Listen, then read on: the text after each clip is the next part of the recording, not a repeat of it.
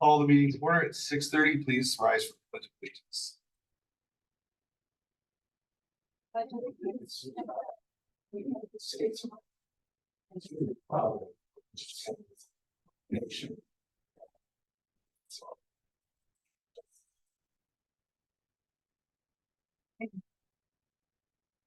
Roll call, please. Here. Here. Here. Present. Here. Present. Present. All the trustees are here. First, some mayoral reports. It's been a while since we've all been here together, so welcome back. I want to thank everybody. I wish everybody a happy belated Veterans Day, including Mr. Ricard, who's being sworn in tonight for a board position, and a couple of trustees peers as well. We have a couple of holidays coming up this month. Obviously, it's Thanksgiving at the end of this month, and the day after is our annual Christmas parade and tree lighting, which will now be at the new park. Native American Heritage Month, Library and Information Services Month, Pearl Harbor Remembrance Day, and most importantly, remember today is World Kindness Day. So we have a lot of young people here. Are they all here for the dog, or you guys have a class? Dog? Government class? Okay, well, welcome. Try not to bore you too much. All right, so the first thing on the agenda is the appointment of Nicholas Picard to the Police and Fire Commission with a term ending in 2025. I need a motion in a second, please. Second. Trustee Bluthart, second trustee Berman. Roll call. Yes. Luther? Yes. McNeil? Yes. Pierce? Aye. Mason? Yes. Peterson? Yes. All right, 6 voting yes, motion carries. Mr. Picard, you want to come up here so they can administer the oath? For those in the crowd that are in the government class, the Police and Fire Commission is the commission for the village that works on promotions, hiring new police officers, and keeps an active list of potential police officers. I, Nicholas Picard, having been appointed as member of the Police and Fire Commission of the Village of Antioch in the County of Lake, do solemnly swear or affirm that I will support the Constitution of the United States and the Constitution of the State of Illinois, that I will faithfully discharge the duties of Police and Fire Commissioner to the best of my ability.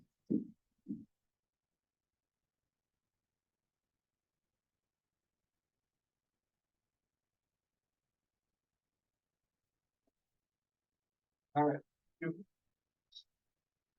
All right, next, we have a new officer in the building. It's Possifer Flo. I don't know his name. Who came up with the name, Nick? Hello or officer? Flo. The trainers gave it. Okay. Not after that insurance commercial. Okay, good. All right. So we are going to ask the clerk in dog language, or the police chief, dog language, to swear in Flo as the new dog. You could explain a little bit for the crowd what Flo's role is in the police department. So we hope she's gonna be on her best behavior. Next time, Amanda Garcia's pocket full of hot dogs. As I said, every good police story starts with that line, I'm here for business and I got a pocket full of hot dogs. So thank you, Mayor, trustees, and members of the Antioch community. Tonight we have a special guest who is here to join the Antioch Police Department officially in a truly positive way. It's better from here, folks. I'm excited to introduce our newest team member who's already winning hearts across the village. Please give a warm welcome to our very own community comfort dog, Officer Flo. As police chief, I can tell you that we have a pretty tough hiring process. And Flo wasn't about to get a free pass just because she's cute and cuddly. She completed her training with flying colors, or should I say wagging tails, and passed her background check with only a few minor hiccups. You see, we had some questions about a couple of missing tennis balls and a few new mysterious stains on the office carpet. But when we confronted her, she decided to respond with hugs and kisses instead of answers. And I have to admit, it worked. We figured anyone that can charm a bunch of cops that easily would be perfect for this job. I want to take a moment to thank the Antioch Lions Club, whose generous support made it possible for us to bring Officer Flo to our department.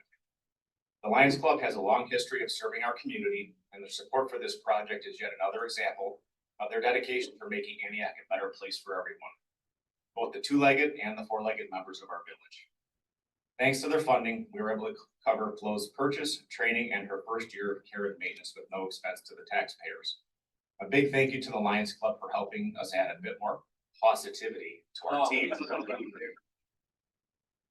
Now, you might be wondering what a comfort dog's role is in a police department. Officer Flo is here to offer comfort, support, and companionship to our community members and its officers.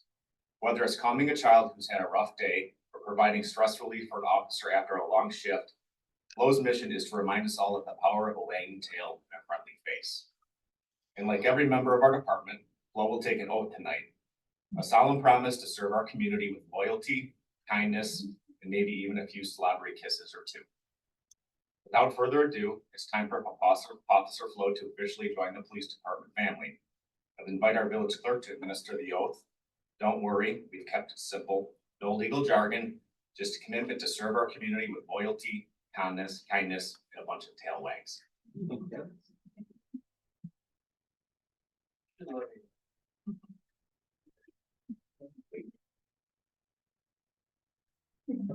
Flo, the official comfort dog of the Village of Antioch Police Department, who solemnly pledge to serve with a warm heart and a gentle spirit. I promise to bring peace, support, and companionship to all in need, easing distress with every wag of my tail. To the best of my abilities, I will be a source of joy, comfort, and calm in our community.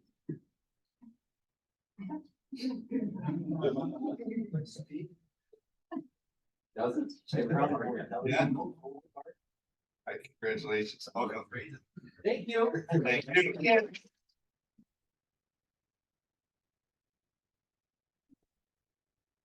Thank you. So next is the portion where we have citizens wishing to address the board. Trustee Peterson, do we have anybody sign up? Okay, so just come sign up. So anybody else that is wishing to speak this evening, please come up to the podium and sign in. Sure. The opportunity to speak to the board is provided for members of the public who have a comment to make about the business of the board. The board appreciates hearing from stakeholders and values your thoughts and questions. The board strives to make the best decisions for the village, and public input is very helpful. The board must protect the civility and decorum of this meeting. Please be respectful for the duties of the board and the democratic process in your comments tonight. Please state your name and address your comments to the board. Please limit your comments to 3 minutes. Please be textual and courteous. The board requests that you not make statements that are personally disrespectful or condescending to members of the board or staff. The board does not respond to comments or attempt to answer questions during the public comment period.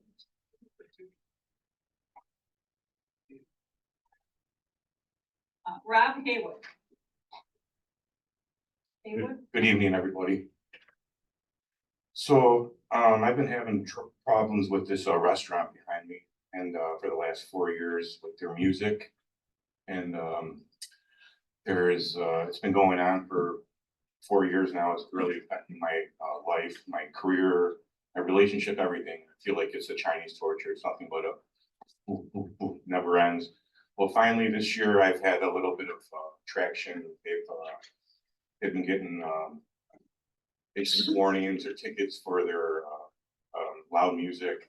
They're supposed to get permits for their activities, and they did get one, and they tried to sneak another one in, and I called the police, and I think they got another ticket over this. And now there's some talk of a volleyball court. When my backyard goes back right up to this place, and just here to let you know that there's a real problem with this. So it's really all I have to say. I'm not really a public speaker, so. Thank you. Thank you for coming. Thank you. First item on the agenda is the consent agenda. Do I have a motion and a second, which is the approval of the October 9th, 2024 village board meeting, regular meeting minutes as presented? So moved. Motion trustee Luther, Second. second trustee McNeil. Roll call, please. Burden, Yes. Luther, Yes. McNeil. Yes. Pierce, Aye. Mason. Yeah. Peterson. Yes. 6 voting yes, motion carries. We have 2 payables on this agenda since we didn't have a meeting in the second meeting of October. So first is consideration and approval to ratify payment of the October 23rd, 2024 accounts payable as prepared by staff in the amount of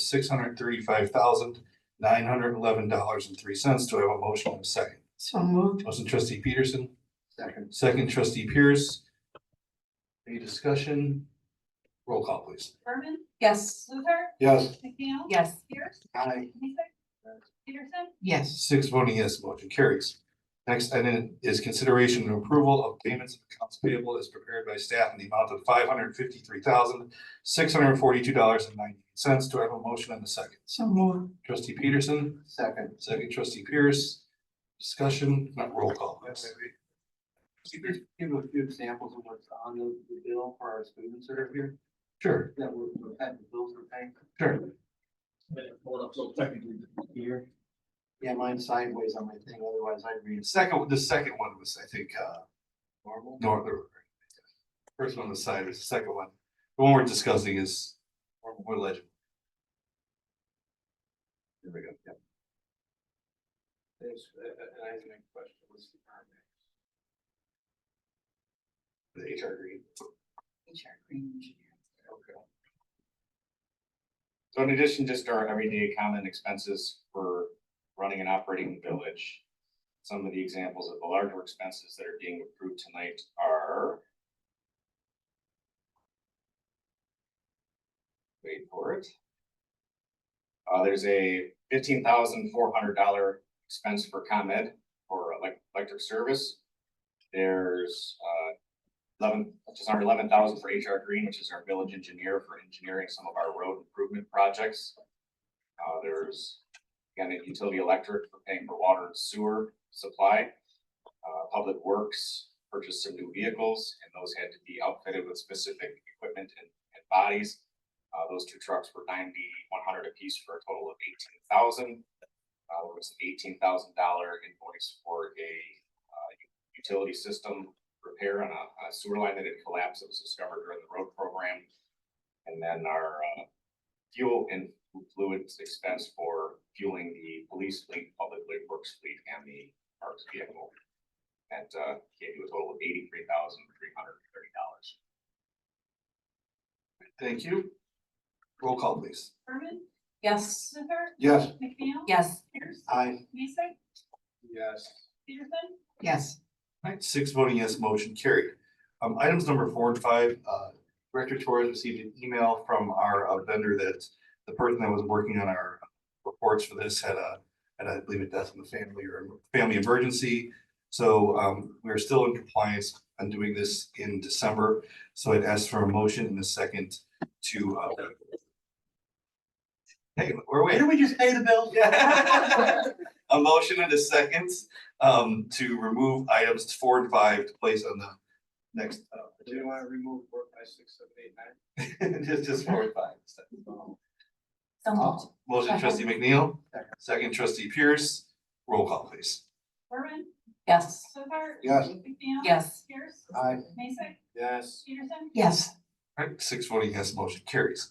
Next item is consideration and approval of a resolution for the determination of the amounts of money estimated to be necessary to be raised by taxation for the year 2024, collected in 2025 upon the taxable property in the village of Antioch pursuant to section 18-60 of the Truth and Taxation Law, resolution number 24-91. Do I have a motion and a second? I'll move. Motion trustee Second. Luther, second trustee Berman, Director Torres. Thank you. Good evening, board. Tonight, as we usually do annually at this time of year, we do the estimated tax levy. I emailed you the PowerPoint presentation tonight, and I also provided you a copy.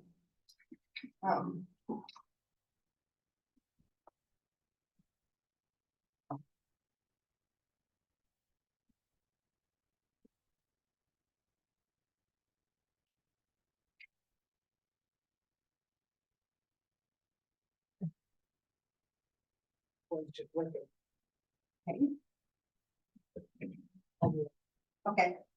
So if you could go to the next slide. So I'm going to give a presentation starting off with the understanding of the tax levy. This is something we do every year. So consider this just a refresher. Next. So items that are needed, go back to page 3 for the tax levy estimate. This information that's gathered together, there's no perfect response at this time in any community by any finance director. All we could do is kind of like a crystal ball. We gotta guess, use some data in order to create an estimate. Tonight, we show that we've taken history. I've looked at data. I know the CPI for the tax levy that's provided by the state of Illinois. We also already discussed the levy requirements for the police pension, which is the line on the tax levy, a fund to levy for. Also, in the last few years, county provides an estimate of the EAV. At one time, we never had that. Finance directors had to guess that.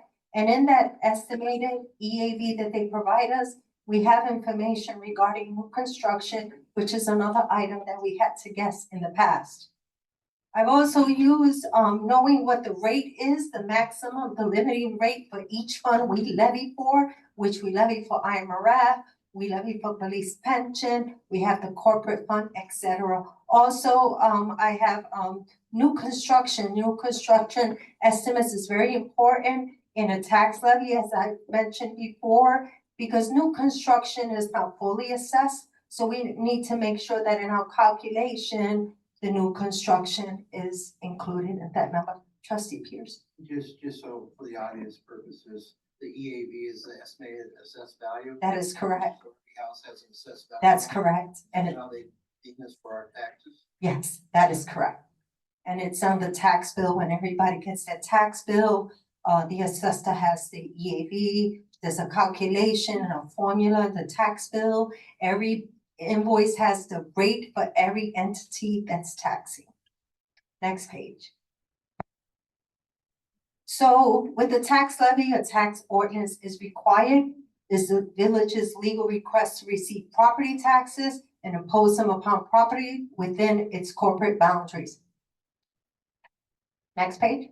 I think from 4. Okay, so we are under the property tax extension law, which you would hear a lot is called the PTEL. So the village of Antioch is a non-home rule community and it's subject to the PTEL tax. And what happens is a non-home rule community has a maximum amount that it can levy, and we fall under this law due to the population of the community. At the bottom, I show one of the things that it could be. It has to be the lesser of the CPI or the 5%. And I show you the last 3 years where in 22 it was 5%. So it's kind of like a break even. The CPI was 5 and the PTEL is 5. So we used 5 at the time for the increase. In 23, it stayed at 5, and now we're at 3.4% for this levy, that tax year 2024. The limiting rate, as I discussed, this is just a summary for you to review and know that we're under the PTEL. We use the rates. The county clerk at the time that the tax levy is issued, which is sometime in March and April, we get what the calculation county comes up with. It comes to the village. It is reviewed by the finance director.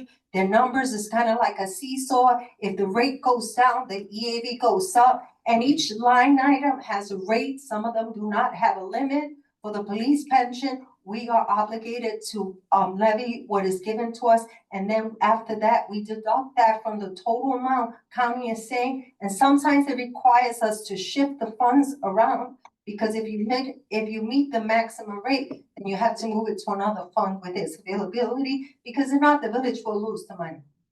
Next page.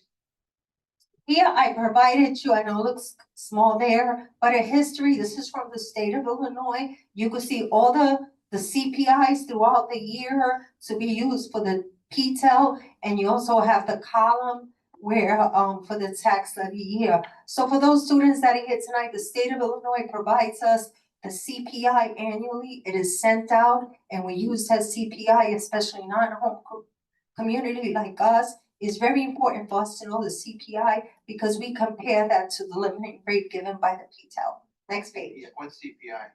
CPI this year is 3.4, is the consumer price index. So how much of your property taxes does the village receive? Next page. So here I gave a calculation on your PowerPoint printout that you have. you can see each fund that the village, levied in 23. If you look at the red, that's the village of Antioch. We have a rate of 0.92. The total rate on Antioch's residents' bill should have been 11.07. And that is the calculation for the village of Antioch I show you, and that includes pension. So each taxing body on the screen includes their pension. Those that have a pension fund, those rates include their pension. For Antioch, that is the total amount with the pension. Next page, and I show it here so you can see who is the top taxing body all the way to the lower taxing body. So I give you the percentage of your bill. That is the percentage of your bill for each taxing body. And I give you this dollar bill to show you the breakdown. District 34 is at 41%. We have 117 at 27. Those are the highest taxing bodies, and Antioch falls at 8%. And it appears, looking at history, we've been pretty consistent. So have they. Here I give you historical data. I give you the tax extension from 2018 all the way to 2024. We were at 2018, we collected $3.4 million, and in 23, 4.3, and now we're looking a little bit higher based on the CPI. This year, what we're doing is I'm doing the 4.99%, and that is to capture the new construction. And the reason that I'm doing that is because I saw the history and the estimated amount that's been given by county, and county is showing that new construction in comparison to last year has dropped a lot by over 50%. So there's no need for us to bring the tax levy higher and do a public hearing because we are under the 5%. So people have to have been fully assessed. The max their increase could be is 3.4. New construction will be up to 4.99%. Next page. And here I show you the EAV amount. We're looking at we had an increase in 23 that was 13%. The EAV went up. I'm showing here the extension as well and the increases. And if you look at the bottom and the red, I show you that new construction in the last 3 years in comparison, county is estimating it to drop significantly. So that's where not exceeding the 5% for this year is a good number. So was the 2023 EAV, you said it was 10.16% of an increase? Yeah. Is that normal? Yeah. Because I know a lot of people got hit by big bills last year. Well, the reason, well, not by Antioch. So we got to remember that sometimes your tax bill is higher, but it's because another taxing body taxed you high, not Antioch. Antioch is under the PTEL. So under the PTEL, the fully assessed property cannot be higher than 5% of CPI, whichever one is less. So what happens is when people see tax bills, they make the assumption that it's Village of Antioch, but it's not. Every resident needs to take a look at each rate and the amount they've levied or collected and compare it in prior year. It is not the Village of Antioch. So what's happening with the EAV, we have a lot of construction that's going on in Antioch. So those items are those properties are being fully assessed. So it's gonna hike up the EAV. But like I said, the EAV is like the rate is like a seesaw. If the EAV goes up, the rate is gonna go down. They never go up at the same time. Okay? Did I answer your question? Okay, let's go back. So Trying to figure out, what I was trying to get at was last year, it wasn't a big assessment increase. yeah, it was like 13% the EAV. Yes, that's correct. But the taxes, the property taxes were limited in the property taxes. There could be another taxing body that doesn't, the higher increase.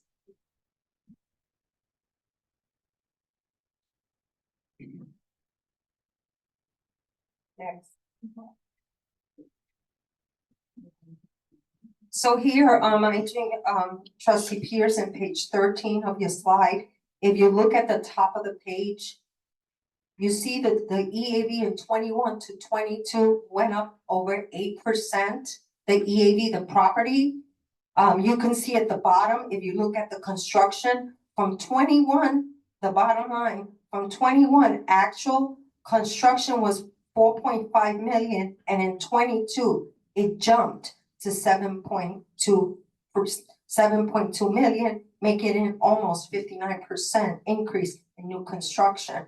So you see at the top, the EAV is a little over 8%. Then you look at 23, the tax levy, the EAV went up 10% from that year. And then we're estimating, based on what county has given us, that the EAV is going to increase another 13%. And as you can see, the tax levy extension is the dollars that we receive, is on that slide, the dollars that we receive, and we're looking at no more than 4.9%. Okay?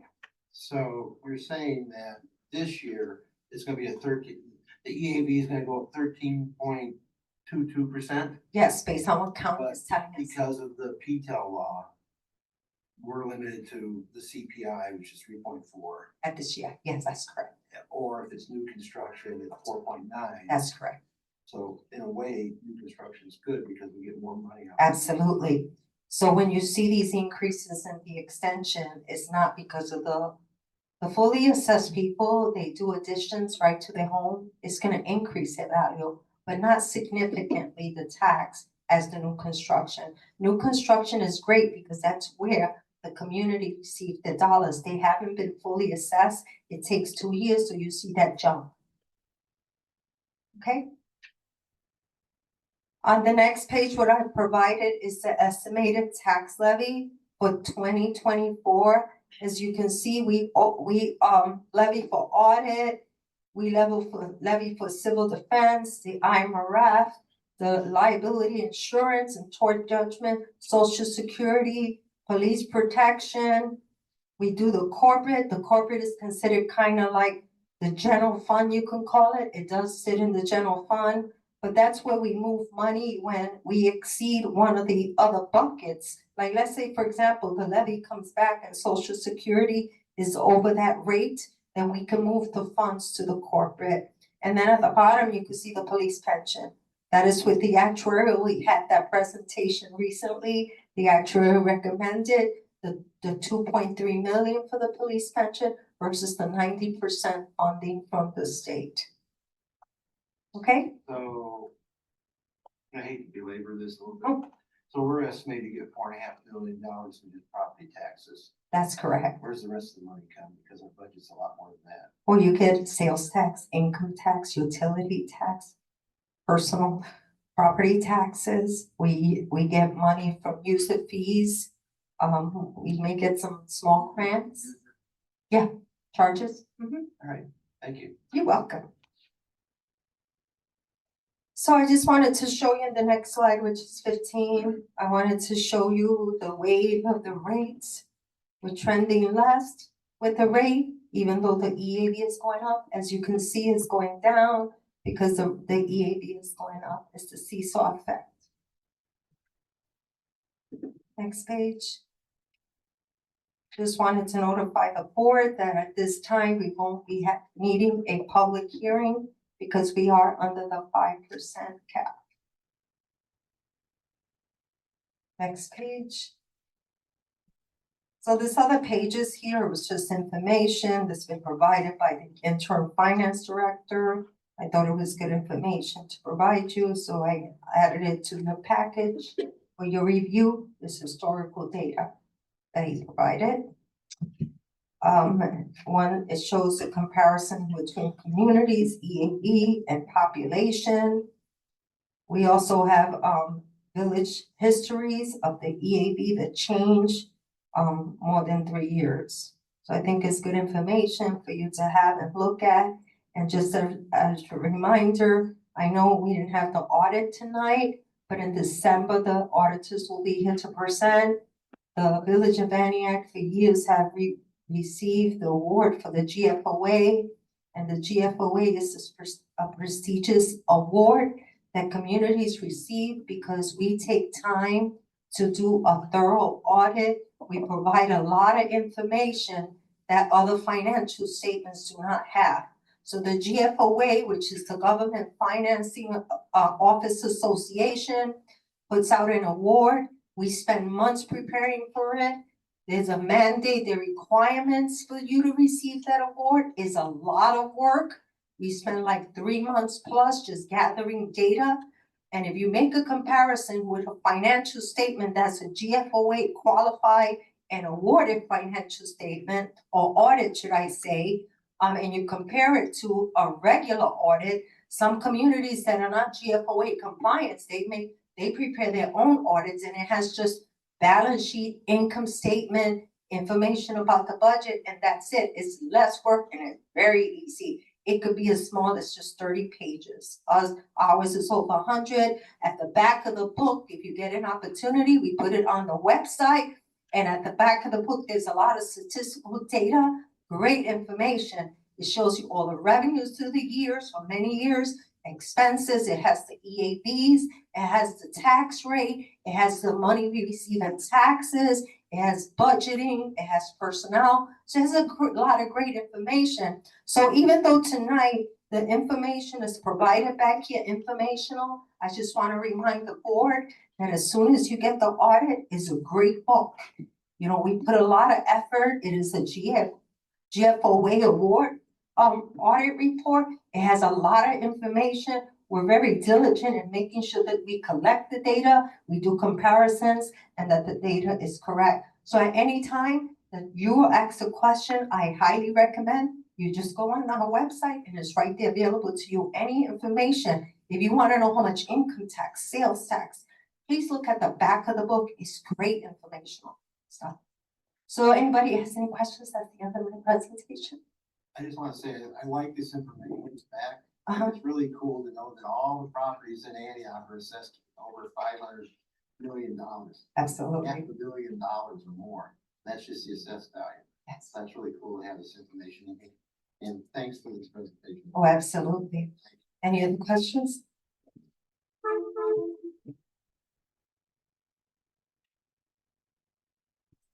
The great thing, can we put this on the website together? Can we get young people here? Absolutely. And then I can ask if you're gonna do this. On page 9, Uh-huh, you get the sample tax bill. uh-huh. If you could make this more realistic to the homes in Antioch.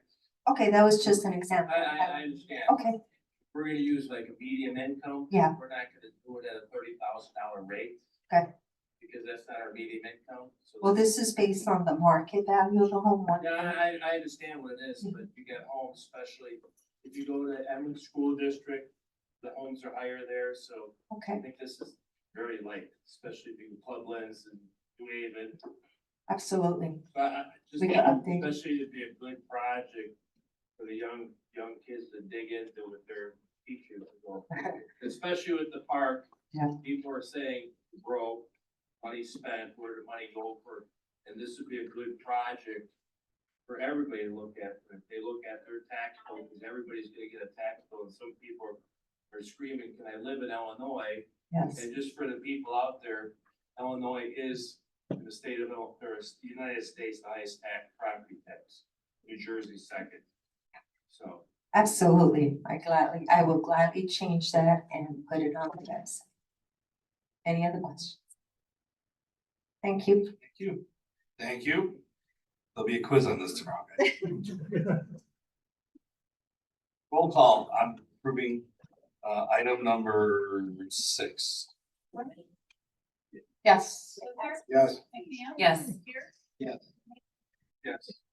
Yes. 6 voting yes, motion carries. Next item is consideration and approval of a resolution authorizing the purchase of one Dodge Durango police pursuit vehicle from Sunnyside Company in McHenry in an amount not to exceed $65,000. Resolution number 24-92. I need a motion in a second. So moved. Second. Motion trustee Bluthart, second trustee Pierce. Yes, very briefly, just the word, this was unbudgeted purchase as a result of a traffic accident where a 2021 Dodge Charger was totaled. In order to keep our fleet placement schedule on time and our needs met, necessitates us to replace that vehicle. It is a cost not to exceed $65,000. The anticipated cost is expected to land closer to $58,000. And the lifespan of this vehicle is planned to be 8 years. As I mentioned, it is unbudgeted. However, the funding is being obtained through a $27,000 plus insurance payout. Plus, the police department has a restricted fund that is collected through court surcharges, fine surcharges. That is designated specifically for the purchase, maintenance, and upkeep of police vehicles. So it's not money that can be spent elsewhere within the village. So the department is going to use that restricted fund to subsidize the additional amount, as to not impact the overall general budget. Trustee Pierce? Was the insurance payout from the other driver or was it from our carrier? No, it was from our carrier, so we did have to cover the $5,000 deductible. Our insurance carrier will go through the subrogation process. Once that's complete, we should get that additional $5,000 reimbursed to us. I love that word subrogation. That's a good word. I love it. Some attorney must have thought about it. So that's the way it works, maybe. Yeah. Depends if you get it. Hopefully, hopefully. That's what I'm Any saying. discussion? We don't want our police chief driving around in his minivan Oh, anymore, did we so. figure out a way to recapture the money from the driver of the vehicle? Well, that's what the insurance company does.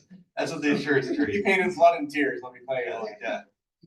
Yeah. Water out of the dry well. Roll call, please. Herman? Yes. Luther? Yes. Yes. Yes. Yes. 6 voting yes, motion carries. Administrators report.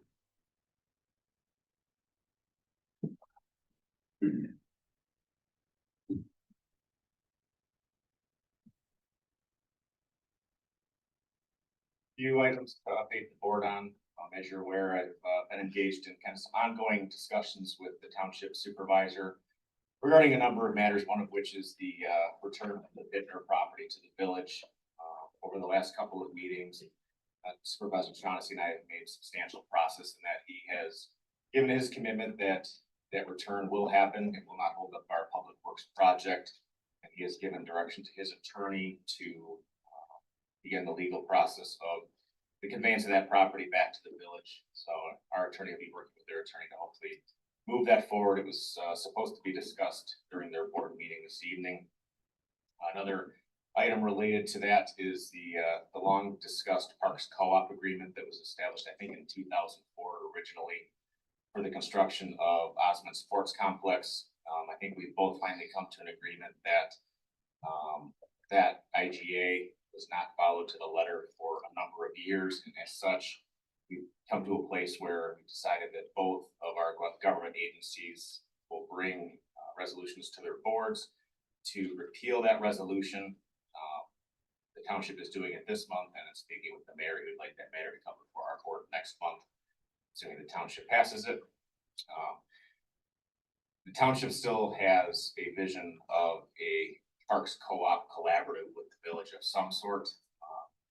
And I think the commitment that the mayor and I have made to the township is that we're willing to remain open-minded and see what comes forward. There's not a lot of information to make any decisions on at this point. The township has received funding through Lake County Workforce Development to fund a full-time position for a staff person within the township that is going to do all of the research and the legwork on determining the legalities and the work through some of the complexities of what this reimagined Parks Cooperative proposal may look like. As part of the collaborative work that we're doing with the township, once all these issues have been worked through, a determination has been made by both of our legal teams and whether or not is something that lawfully could proceed and be a benefit of the community. The information will then be brought before both of our boards so the discussions can be had and direction can be given by our elected officials. A little update on our search for our future finance director to succeed Director Torres when she retires at the end of the year is well on her way. Our HR contractor is currently conducting this week initial phone screenings with the applicants that we had this week. I believe she identified 7 or 8, I don't have the exact number in front of me, qualified applicants that met our general criteria for the position. She is currently speaking with them to understand their experiences and identify whether or not they think it'll be a good fit for the village, and then we'll begin scheduling first interviews with a reduced short list of candidates. We're also currently accepting applications for the Community Development Director position to succeed Director Garrigan, who is also taking the opportunity to retire at the end of this year. I'm told that we're already receiving responses from some promising candidates. I continue to attend Lakecom member board meetings to represent the village as we work towards that transition to the regional 911 center that'll be located within Libertyville. The operations of that center continue to improve as we move forward, and the outlook continues to grow. Last month, the village of Hawthorne Woods made the commitment to join the center. They've been admitted for membership within Lakecom. And this month, the village of Killdeer has made the decision that they would like to join Lakecom as well. So they'll go for consideration by the, for approval of a 2/3 membership vote to join the Consolidated Dispatch Center. So what this all means is that the goal of the regional consolidation, continuing to build upon positive momentum and build the early goal of consolidation of 911 services to reduce 911 transfer times throughout the county. Lakecom's executive board is moving toward the hiring of the first executive director for the center. And they're currently establishing their short list of candidates that are being interviewed. So a lot of the operational decisions for Lakecom are on hold until that executive director is hired and in place. Just because the person running the center is going to have a lot of input onto how the services will be delivered to the county. The chief's advisory board, both on the fire and the law enforcement side, are also making positive progress as we come to agreements on what the scope of services that we will be asking Lakecom to provide us will be. A little bit of an update. I know we have our construction and design team coming to talk about public works in the committee of the whole meeting. Just wanted to comment on Village Hall briefly, and again, we have our architect team from Williams that be able to answer questions as well as FQC. So the mayor recently directed us to move forward with having construction documents begin to be designed and put together to work to move the project forward. It's winter bid letting. We hope that will remain on schedule, and our construction teams that this will hopefully be a very favorable conditions for us to get good responses. Being in mid-January, usually the contractors are getting hungry for a little bit of work, and projects like this that will be endorsed. So we'll see some favorable responses. Working backwards from our wish list design at Village Hall, we were able to take a look at some of the figures that were sent your way. Initially, with our all-in kind of things that we would really love to see in Village Hall, that price tag had worked up to over $3.3 million. Understanding that that was not a cost that the community should have to work with.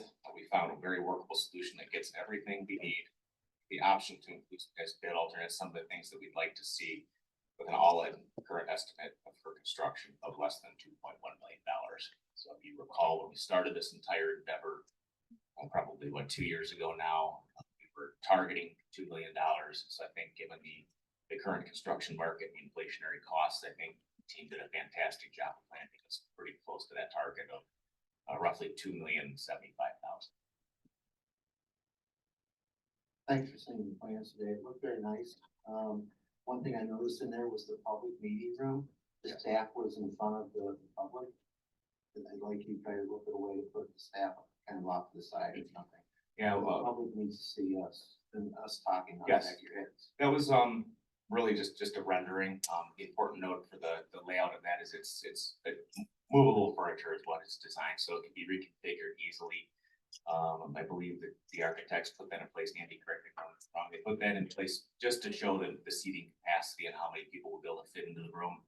You know, once we decide on what the layout is going to be, we can put those tables virtually anywhere. Yeah, that's correct. We were doing a test fit, and the dais layout, the staff layout is entirely flexible because it's all flexible.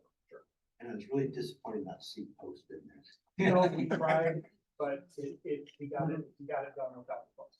And Jeff, for clarification, that's not just, that's construction costs plus soft costs plus furniture. That's an all-in cost. That's our all-in cost with architect fees, construction management fees. Yes, that's our anticipated target cost. Plus, of course, the board chooses at the time to elect any of those bid alternates that will Opposed? Questions, comments? Thank you. I know the answer, but we're gonna be, clerk, yeah. Yeah, the petition filing period is underway, and the last day for, potential candidates to file petitions in our office is 5 p.m. on Monday, the 18th. Also, it has announced that they're doing their third pass, this week for the Lead Back and Meet program, which has been, weather has made it very favorable. They will do the fourth pass next week, the fourth and final pass. If anyone misses that, they can bag their leaves and put them out for the landscape pickup the last week. If anyone has missed. Once again, they don't do it every year. Can you send me an email and I'll forward it to them? There's piles on the curbs, piles. Been there for a month. If anyone has, not seen a pickup, send me the address and I will Bulls Road, follow through. Bulls Road. Anything else?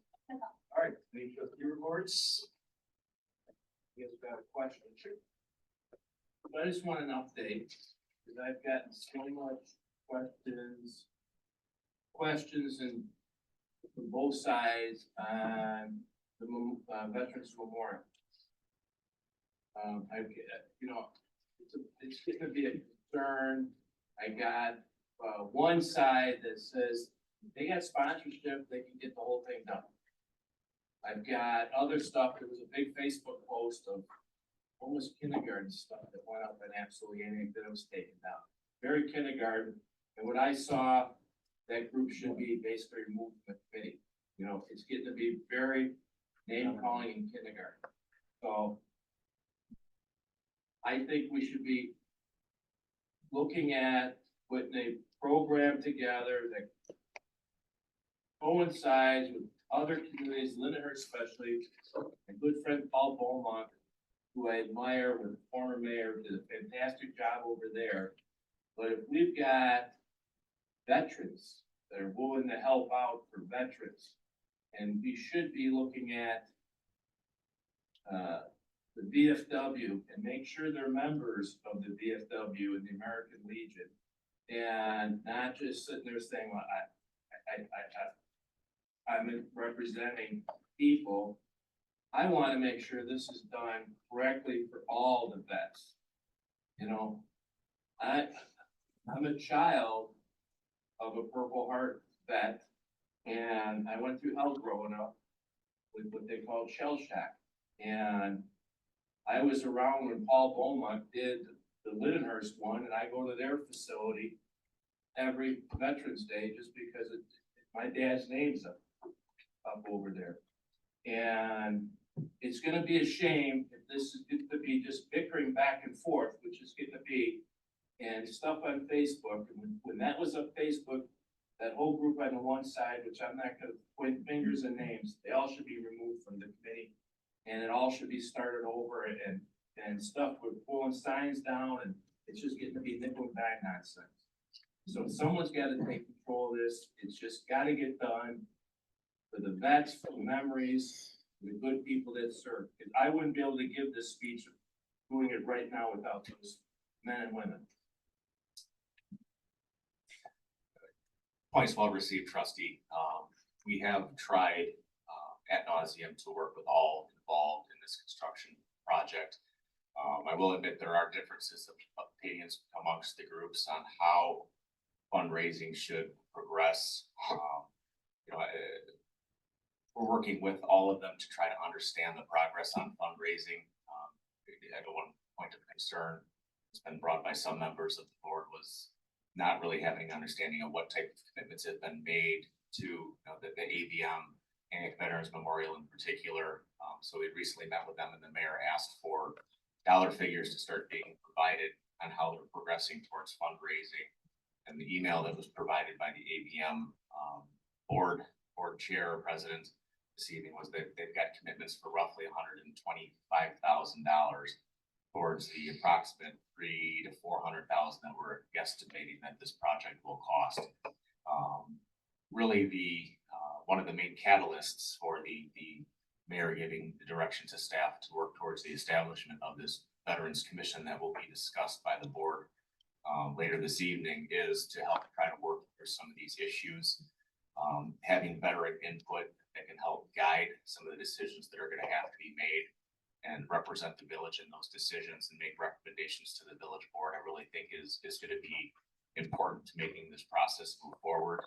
Fortunately, right now, I think you have a couple of separate groups out there that are operating autonomously, and not, we'll say not playing nice in the sandbox with one another. So our hope is that under, an official committee that has a voice of the village and will be responsible for advising the village board on how this project should proceed, we'll hope to bring some unity to these groups. Are those people members of the VFW and the Legion?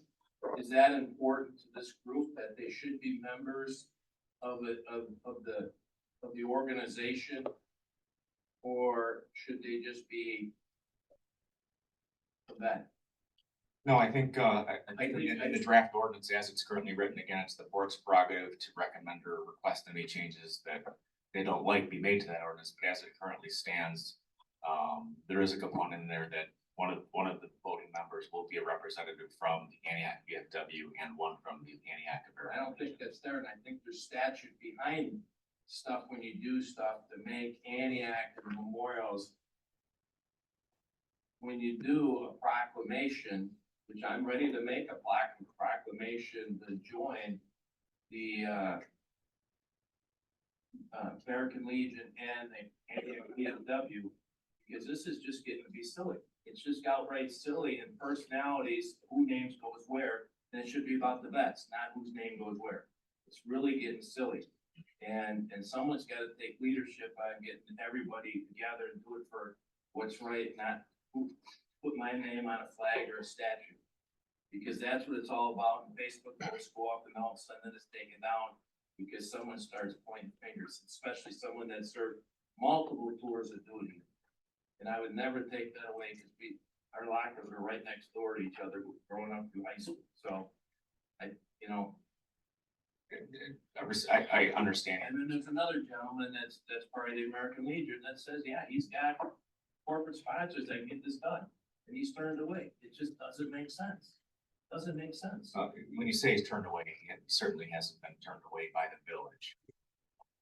I met with that speaking for him to try to remain active. I understand frustrations that he's experiencing. Through having discussions with fellow village administrators that have been through this process, some of the challenges that we're facing with this relative to getting the fundraising accomplishments, it's not unique. You mentioned the Lindenhurst Veterans Memorial. They went through very similar challenges. They approached it a little bit differently than the village did. They had funded it through village funds with an agreement with the. I know. I was at the men's club. My dad being part of it. I was through the process of building that whole program, being in the background when they did that. So I was through my dad and Paul Beaumont, with the mayor the whole time. So I saw that grow, and this is when I saw that grow with the people and the volunteers that put that thing together. It was just, and when you see the wall, it's just something to have awe to. And it's just not about one person, it's about who sacrificed. And that's what it should be, but this is getting to be about whose name can go on a flag. It shouldn't be like that. I agree. And I guess as an aside, we started this, and this is still a village project. It's our property. And it started with a group that included all the individuals that are being, I guess, thrown into the discussion as one group. And then that group, which was working with the village, splintered through no fault of ours.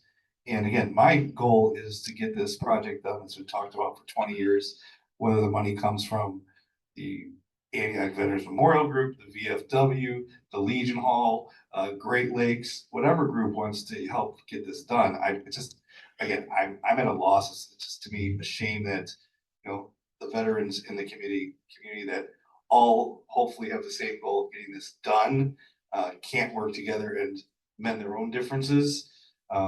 And again, just this is going to get done, and it's going to get done next year, one way or the other.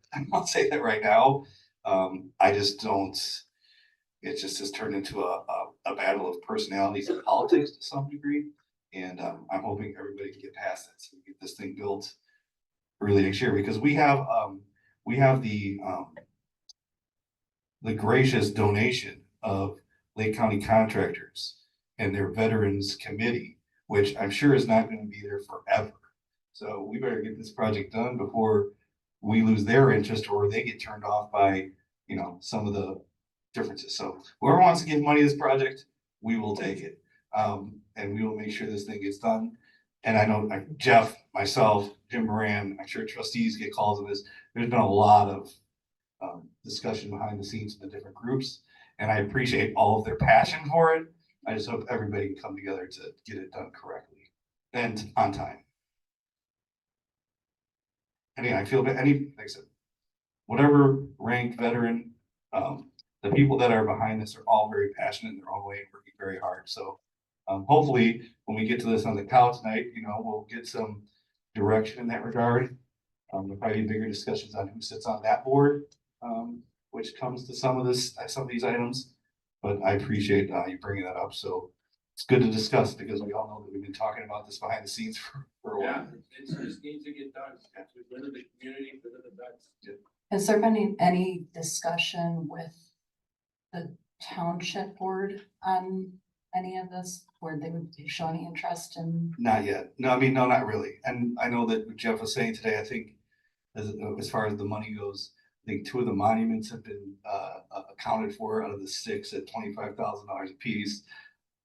You know, a couple 100 bricks or so, some community donations, like tune of $12,000. I think Raymond was given $25,000.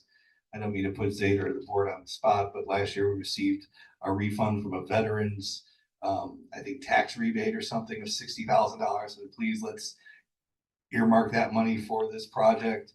So as we're getting, you know, if we have $150,000 or $200,000 in the kitty, I'm confident that we get this thing done wherever the money comes from. So, Jeff, anything else? All right, good discussion. Any other trustee reports? Otherwise, I entertain a motion to adjourn. So moved.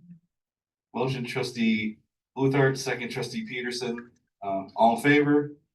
Any opposed? All right, we'll take a 5-minute recess. 7:30, we'll come back. I am not a shocker. 7:41. It's this video of the whole meeting. But I Roll call, please. Here. Here. Here. Present. Present. Present. All right, on to the regular business. First is the approval of the October 9th, 2024 meeting minutes as presented. Do I have a motion? Second. So moved. Motion trustee Second. Neal, second trustee Berman. Roll call, please. Yes. Yes. Yes. Present.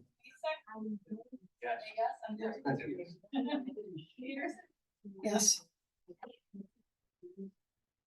6 voting yes, motion carries.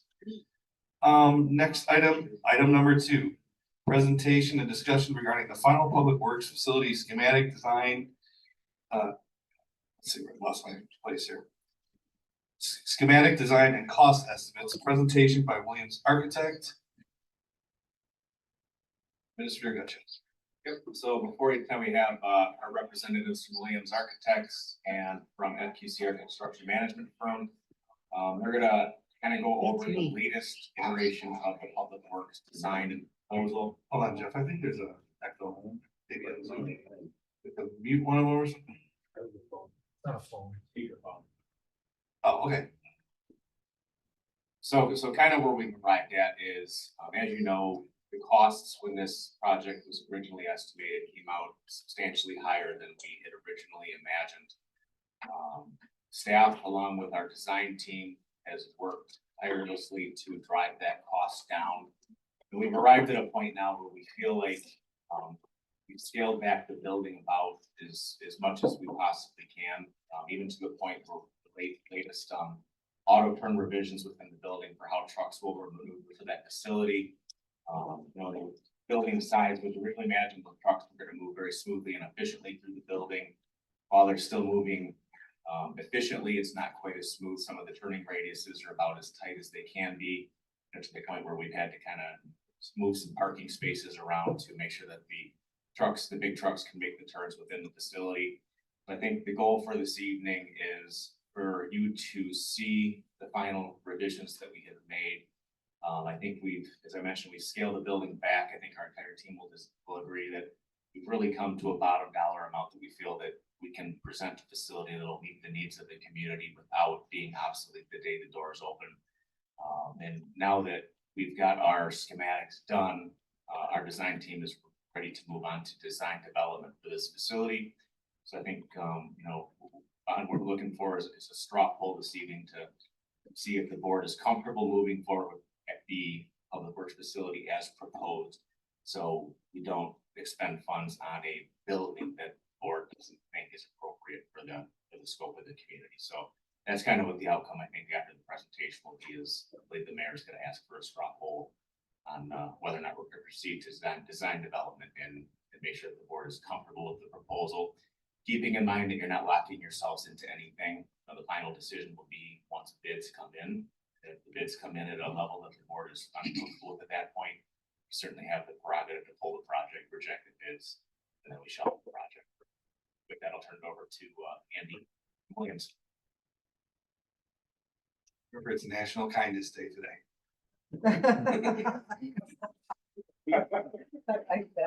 Yeah. Real kindness. Thank you, Chief. Good evening, Mayor, Trustees, Andy from Williams Architects. I think Manager Gutschall set up what we're going to talk about this evening perfectly. We last presented where the project was at to this board back at the end of August. We clearly heard some concerns about costs, not only of the Public Works project, but also of the Village Hall project that we're also moving forward with. Manager Gutschall gave you the good news earlier in the board meeting that we have hit the budget target for that project and are moving forward to get that project out to bid shortly after the new year. So that's good news.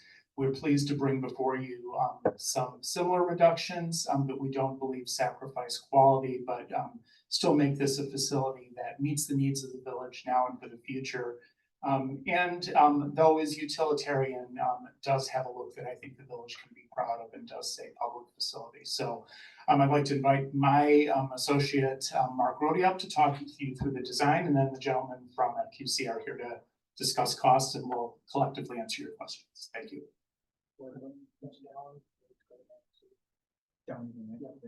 Thanks, Andy. Thanks for having us tonight. We are excited. We think we've made some refinements to the building that should bring it to a comfortable budget. We have not really changed the concept because we, as you know, the chief mentioned, we have worked hard to make sure the building is functional and not overused the day you move in. So everything we've done is to just try to simplify the massing, simplify the appearance.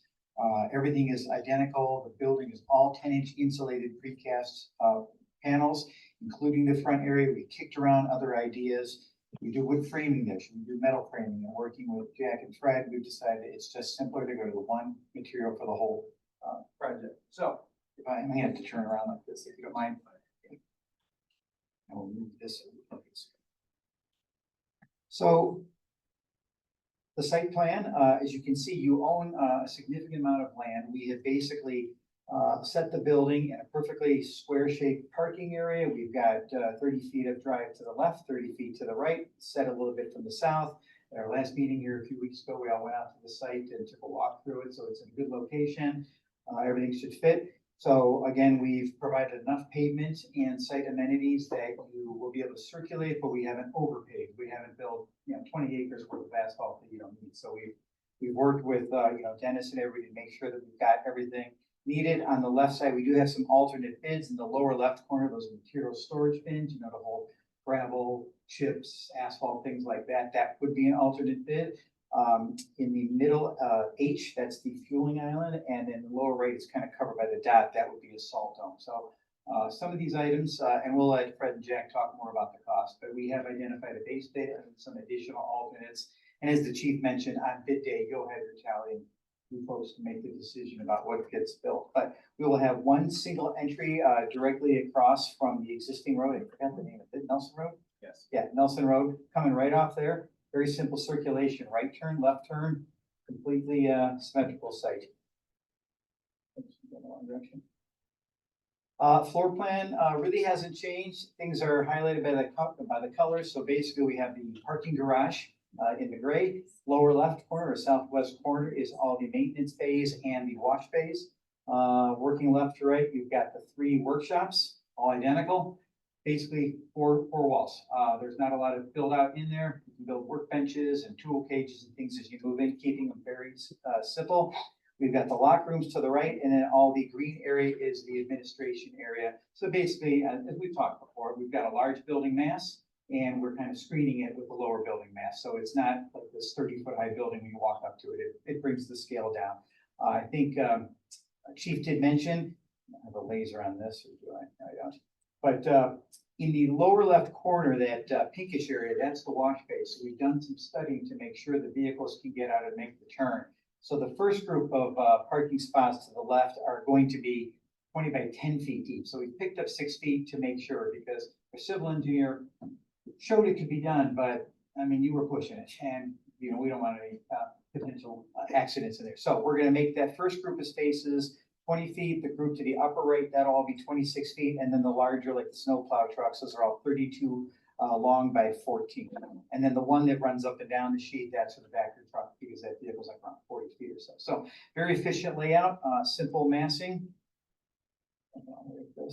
A couple of sections. Again, we've done everything we can to bring the height down. There are pitched roofs, which is honestly easier for drainage, and you don't ever have to worry about roof drains on the roof getting clogged up or overflowing or any potentials like that. It's simple.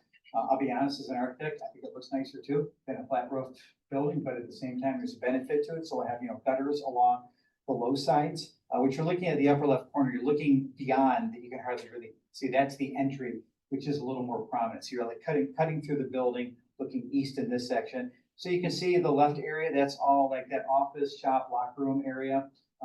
Nice, 10 or 12 foot wall height there. We've got the mezzanine, so you can see on the right side, the building pitches up at a fairly low pitch, and it's just designed so that when you get up on the mezzanine, you've got usable space up there. There will be bar joists and things there that don't show up in schematic design, but we want to make sure that it's usable, but it's not over the top. So you will not stand on that mezzanine and say, oh, why do we have 20 feet above our head? We pull everything down as much as we can to make it work. And then we've got a little more detailed rendering since last time. So again, I think it's going to look like a public works building. It's going to look like a nice public works building. The colors, none of this has to be the way it is. This is just sort of our ideas. We're showing it kind of gray. We're showing all the metal on the windows, and the entries kind of a charcoal metallic gray. So a few reveals or stripes, if you will, running around the building. As you can see, all the panels are 12 foot wide. So there is a repetition there, but that begins to add to the economies of scale when the precast concrete company is making the same panel multiple times. You will see this thing go up in 2 weeks. It'll probably, look like a building. We had basically some things that we didn't think we could fit in the budget, we didn't even entertain anymore. So we are showing windows all along the front, which is the north, bringing natural light and make it a nicer environment. But when you go to the south or the west, we're not even showing those alternates. Now we've been working close enough with Fred Jack that there's no reason to put in alternates that we don't think is feasible. We really want to hit your budget. So I think it's going to be a great looking facility. We're showing like that's rendered like stone. The base bid, we will make it like a form liner, which is something that I'll put in the bed at the precast place. So it could be what it could look like stone. It could be random lines. It could be anything you want it to be. And as an alternate bid, we will probably entertain putting on some stone, whether it's the whole area or just this middle section. So we did delete the large sign out front. I know we just got bids on one for Northern one. It was $50,000, $60,000, $70,000. And so we said, hey, let's just put a nice big sign on the building. So I think we're going to save a little bit of money there, and it'll still give you a nice wayfinding. So what you're looking at there on the left, that's the employee entrance. So to be very clear, when you pull in, I as a visitor, I go here, the staff goes to this entry, and everybody parks up front. So I think that's nice. Basically shot, that's the southwest corner looking northeast. So Again, that's the wash bay door in the first, and the next four are the maintenance bays. And there, that's what we call the bird's eye, the perspective drone shot, whatever you want to call it. So again, very clean site, very simple, rectangular, nice modular building. I think that should do it. So before I turn over to these gentlemen, are there questions for us on the architectural side before they talk about the concept? Wait, where's the employee parking? Everybody is up front here. Now, there is a fair amount, again, I don't have a laser, but around the back part, there could be additional. We're not graphically showing it straight. But right now, we're putting all the parking up front. So if you look on the left, you see the couple handicap spaces, 5 or 6 spaces to the left, that would be a designated visitor. And then all along the front would be there. And some other public works facilities will have maybe an employee entry around the side, around the back. But this one, it's a brand new piece of property. We have plenty of room, so let's give everybody like a nice front entrance. So if you work here, you don't feel like you gotta go in the back door, kind of like when you come here tonight, you're gonna have a little more of a. I'm sorry, what's wrong with that? No, I just, I got a little wet, but that's fine.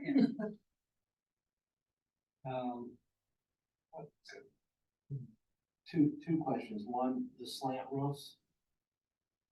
The slant roofs on there, icing and safety with the icing. We will definitely need to put snow guards or snow rails. Guards are the little individual things, and you could just do those over an entry, or you could do the rails, which would be the whole length of it. Sometimes you don't need to do it if there's no people walking around. At the back of your building, though, you could have people everywhere, so I think we're gonna probably recommend the continuous rails. But like for the entry there, you would definitely have them on the left side, so a sheet doesn't go flying off on people, and you would have them. You probably wouldn't have them everywhere, because unless you're traipsing through the landscape area, you're not really gonna be standing underneath the roof there, so. I think our police have some experience with that, right? Yeah. I mean, After 20 years, we put them on. Yeah. Okay. Oh, after 20 years, you had some slide off? Yeah. Yeah. You're losing a couple spot cars. Yeah, it happens. Yeah, it makes a noise, yeah. The next question, God forbid this question, we'll probably like it. A charging station for electric vehicles, in case we start moving to electric vehicles in our fleet, or if we got visitors with electric vehicles. We can do that, we can put the infrastructure in. It seems like every public works facility we're doing now is starting to kick that idea around. So at minimum, we're putting some conduit in the ground, like at our office maybe a year ago, they came in and put in a few, they had to trench up stuff and we're gonna make sure there's some infrastructure there. As the job goes on and the budget can afford it, and you guys wanna do it, we'll certainly put in the charging station. Otherwise, we'll have it ready for you. Okay. Thank you.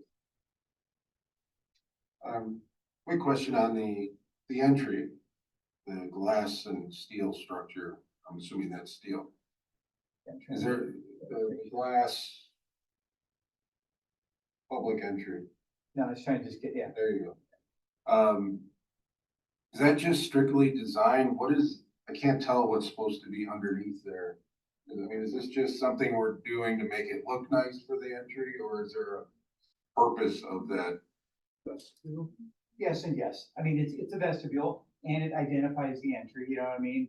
Could you completely not do that and just have a little pair of doors? Sure, but it is a public building facing, I don't know what road is facing. North Avenue. Yeah, North Avenue. And, it's just, like with any public building, you should have a clearly identifiable entrance. And that's why we had the employee one kind of identified with that stone or stone looking wall. See, I would think that's the entry. It says Antioch Public Works over there, so I would think that's where you would go in, but then you see the glass structure. Yeah. And my question is there a dollar number associated with that glass structure entry? No, it's not. It won't be free. Well, no, I'm just saying, if we're trying to nickel and dime things that might be needed, that might be something that, yes, it looks nice, but if we're spending $200,000 for a glass entry, might not be worth it. What I add to that's a great suggestion. This is it. We are concluding schematic design. There's going to be more estimating, some updates that come before you with, and we very well may decide as we learn more, as we get into more detail, that there are some other unknowns that are pushing up costs, and we may want to pull that back. We could make it an alternate bid of materials, so you know exactly what that is, and can make that decision when it's coming. Yeah, I mean, 'cause I like the look of it. I just, if we're trying to nickel it, I don't want to throw a cost. Yeah. It's not it's not gonna be exorbitant. I mean, it's a front entry. We made it relatively small, you know what I mean? But, you know, there is a point you do wanna, I mean, wayfinding is a big deal. I just was out at a lunch meeting today. I couldn't find the front door at this, Naperville NIU campus because it all looked the same. So there is some truth to, you wanna be able to pull it, I need to go there. And yes, as a building that's going to be here for the next, I mean, realistically, 100 years, probably. We recommend you consider it. Again, if it's something you don't want, if we need to alternate bid it, we'll certainly do whatever the board directs. Costs may go down in the next year. Yes. With Trump in office. Energy prices going down. Well, we're keeping our fingers crossed, and I think we mentioned it last time that the North Aurora did come in a little bit under. So we took some alternate bids, and they decided to keep some savings. So they said, yeah, we can do this and this, but we're not gonna do that. So, you know, this is kind of going, it's leveled out. I don't know if it's gonna go down, but, you know, these guys do a great job on the cost estimating, they're very detailed. So I think everybody here is feeling pretty comfortable in the design and what FQC will show you in a minute here. So, but yeah, maybe it comes down. Thank you. All right, thanks for you, gentlemen. It was the scary part. That's the good part.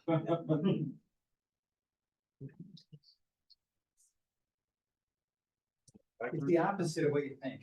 Okay. All right, so, That's small. yeah, there's a couple of things about this. This sheet here is what we do at this level of design, which it is schematic, but what we've prepared is what we refer to as a target schematic design. It's an informed estimate of what we see being necessary to build this facility. And the construction cost there, it doesn't include some contingencies and some markups and so forth that are necessary. So the actual building cost, the hard construction cost is 13.4 million. Okay. So, and the notable thing there to bring your attention to is we are including a design contingency. And that's important because we haven't done any engineering. There's been no structural plans put together. You know, we have to do site investigation. There's a lot of work that has to be done for the details of what is going to be needed to build this facility.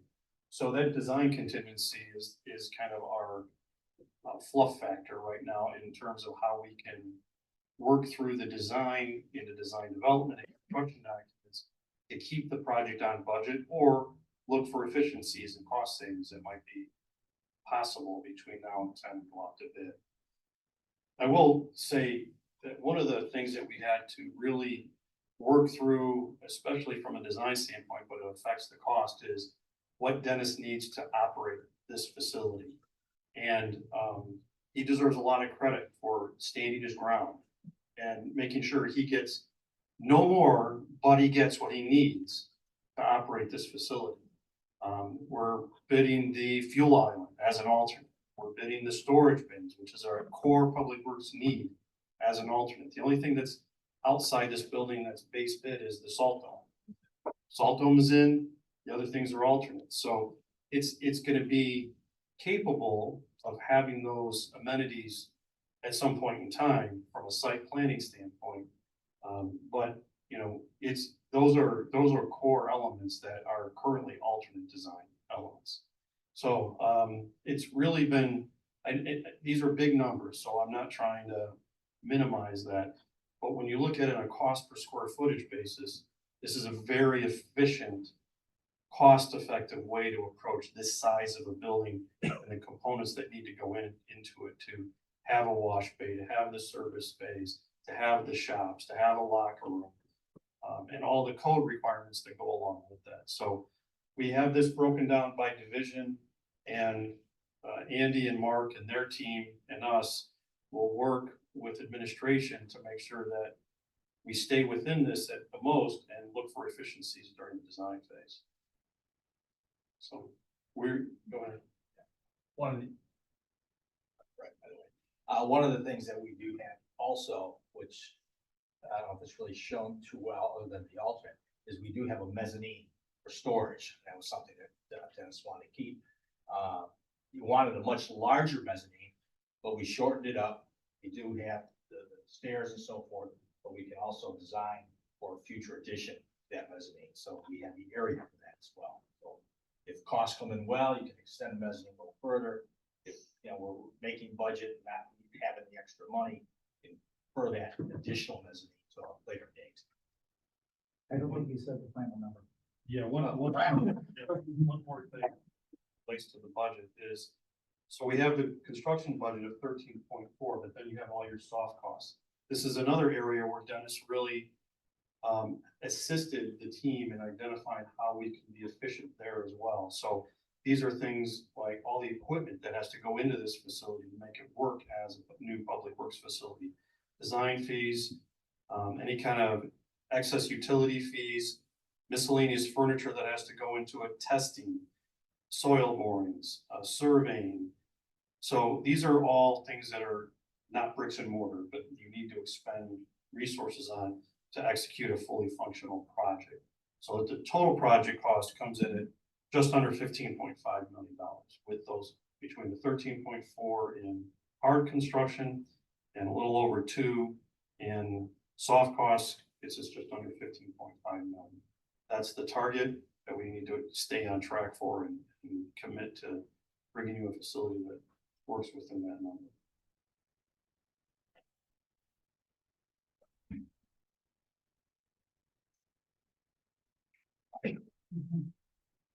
Start on this side, any questions or comments over here?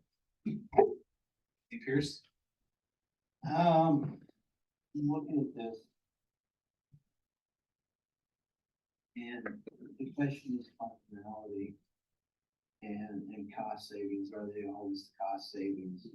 Tonight we approved the $83,000 fuel bill for public works and storage vehicles. Would we save money if we had a fueling station over a certain amount of time? I believe we would. So Most likely. What was the, you have a number for a few minutes? 322. I mean, your soft construction, I mean, your total construction cost just for construction is 12.5, if I read this correctly, the bottom line there. 13.4. Well, that. Hard cost I'm with just talking the contingencies. construction costs of the facility. With the alternates. 13.4. So down at the bottom there, it's where it says, okay, so 12.5 is with the alternates. Okay. No. No, 13.4 is with all of Frederick Quinn's construction management fees, supervision, all the contingencies, all the trade costs, 13.4 million. 13.4 million before the alternates. Before the alternates, yes. Okay, so if you put the actual functional things back in there, such as a fuel ion, which we may save money over time, and actually letting them store their materials on sites, you're talking then another $800,000. Accurate, yes. So you're at 13.4, so 14.2. Correct. That's correct. So. Yep. I mean, personally, I think if you leave the pad there, it'll never get built. It'll just be a pad and the employees will be able to park there. Okay, so I could see if it's a functional thing, included. If it's not a functional thing, like an extended mezzanine, not included. We're gonna design everything. We're gonna design the base and the alternate, and then on bid day, you guys can bid, but it's all designed. It's not like we have to come back and do it. You'll have drawings and bids for everything, the whole ultimate project. We'll bid all these components as an alternate. So we'll start with our base and then we'll give those prices for fuel item, how much additional is it for? So Price for the bids. to the mayor and the administrator, I guess, tonight you're needing us to say move forward or not move forward with the planning and. With this, yeah, with this design and getting it so we can eventually have the bid packet go out in January, February, whatever that timing is. And then, Not quite that soon. okay, well, whatever, and then they'll come back and obviously will say thumbs up, thumbs down, strike this, strike that, and see what we come back It with. isn't like you have to pick tonight. You don't need to say fuel or no fuel. We're designing it all. And in the late spring, early summer, you'll have all the numbers and the board can say, let's do it or let's not do it. So we can say, you're doing this, we can say, we don't want the monument sign. Yeah, Well, yeah. Simple we stuff. took out the monument sign, but yes, yeah. So what we're looking for tonight is the board to tell us We can chop it. if you're We'll comfortable, chop it later. if you're comfortable with the work that we've done and the product that we've brought before you this evening, anticipating we're gonna be about 15.5. You know, and I know they're big numbers we're talking this morning, so if I had to say to update based on the latest numbers that we have available, anticipated project costs versus available funding that's been allocated for our capital projects. So with our anticipated costs yet to close out the park of about 1.3 million, 15.5 cost for public works and a 2.1 for village hall, that falls just under $18.9 million worth of project. How much do we have remaining? Available funding right now that Zeta's identified, and you know, Zeta, as you know, is always very accurate, thorough, conservative with her numbers. She's predicting that in the spring, when we break ground, we would have just under $19.3 million available. Now, she has in front of her, she'll be able to answer questions. Now, the amount that we can allocate coming out of the East Business District is kind of dependent on the time the bond payments are being made for the projects. Anticipating that we wouldn't likely have to draw out of that East Business District fund probably until, you know, summer of the construction season. She anticipates that we would probably have another available, was it $500,000? That's correct. $500,000. So that would bring our funding balance about $1 million above total project cost. So the question is whether or not we can afford to do this project, we're comfortable that we'll be able to afford to do these as long as the bids come in favorably, as we're all hoping they will. And we never count on grants. We do have one grant request in with the Schneider's office for a little over $1 million. It's pending as well. Just to kind of maybe help support that a little bit. So the cash flow on the public works facility isn't gonna start until the summer of 25. Real cash flow, it's gonna go through the summer of 26. So from a cash flow standpoint, that's another thing to factor in terms of where your revenue is coming from, because you know that $15 million is gonna get spread over 12 to 18 months by the time everything's fully spent. It'll be minor. And then the other thing I want to make sure I reinforce is, yeah, we've been back in front of the board in previous discussions about a variety of things this public works facility. What we're saying tonight, what we're trying to say tonight is, we've kind of done the homework. We've come up with a solution. We think this is an efficient design. It's a cost that we feel is representative of a good solution for Antioch. And what we're looking for is the nod to keep going with this approach. And to avoid coming back in 4 months and saying, well, we thought it was going to be $10 million. It's not going to be $10 million. Okay, it's going to be 15. And we just want to make sure we're going in the right direction that you support. Trustee Peterson. Well, I support it. I sincerely do not want to lose any more employees, nor do I want our public works guys working in the conditions they're working in now and have been for 30 years. It's time we do this. They deserve a good facility. The community deserves a good facility. They will be well rested in the winter when they're plowing. This is a win-win for all of us. If we have the funds, it's very difficult to spend $15 million. But when we're doing this for our guys in the community and girls, if we decide to hire a girl over there, I can say it because I'm a girl. I think it's the time to do it. If we wait, it's gonna be more. And we can't wait anymore. So I'm all in on it. Trustee McNeil. I also would echo what Trustee Peterson said. The building now is antiquated, it's inefficient, and after visiting it, it's possibly unsafe for the workers, the way I've seen them having to maneuver vehicles around. And Dennis was showing me the jacks, these antiquated jacks from I don't know how old they are, that employees are going underneath. I think before any accidents happen, I hate to spend the money too. I'm pretty frugal in my life, but I don't really think we have a choice. I think it's gotta be done, so I would push to move forward. Trustee Burlington. I think the building, not to kind of go against what Trustee Neil said, but I think that the building for a very long time has not been very safe. And I think that Dennis has done, Whatever I am. can't, yeah, sorry. It depends on the day. You guys have done a magnificent job,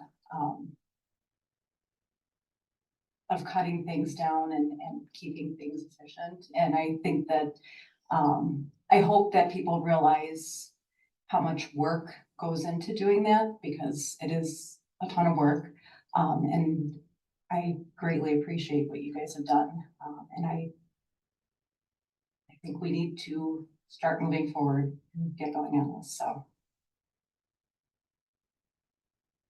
right, we'll get to work, boys. Let's do it, okay? Let's get this thing moving and, get, I'm sick of looking at Dennis so sad. So. All right, well, thank you. Not at the finish line yet. All right, so let's talk about more money. Presentation on status of the insurance renewal by West Insurance on the property casualty and workers' compensation insurance for 2025. We have Jeff Ray from West Insurance, who is, if you remember, our new broker on behalf of the village. Our building is not that unsafe. Yes. We'll bring you up insurance.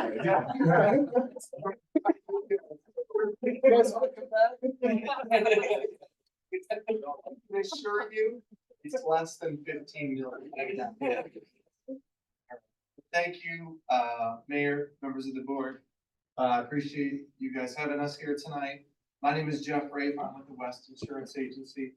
We were recently appointed as the broker of record for the village's property casualty and workers' compensation insurance.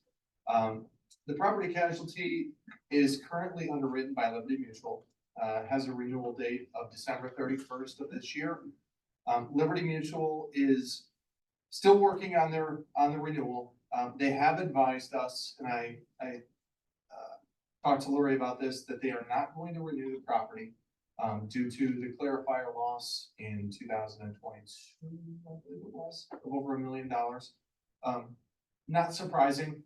We do have applications out to insurance companies, standard insurance companies, excess and surplus insurance companies for the property, as well as insurance pools, which Lori asked about.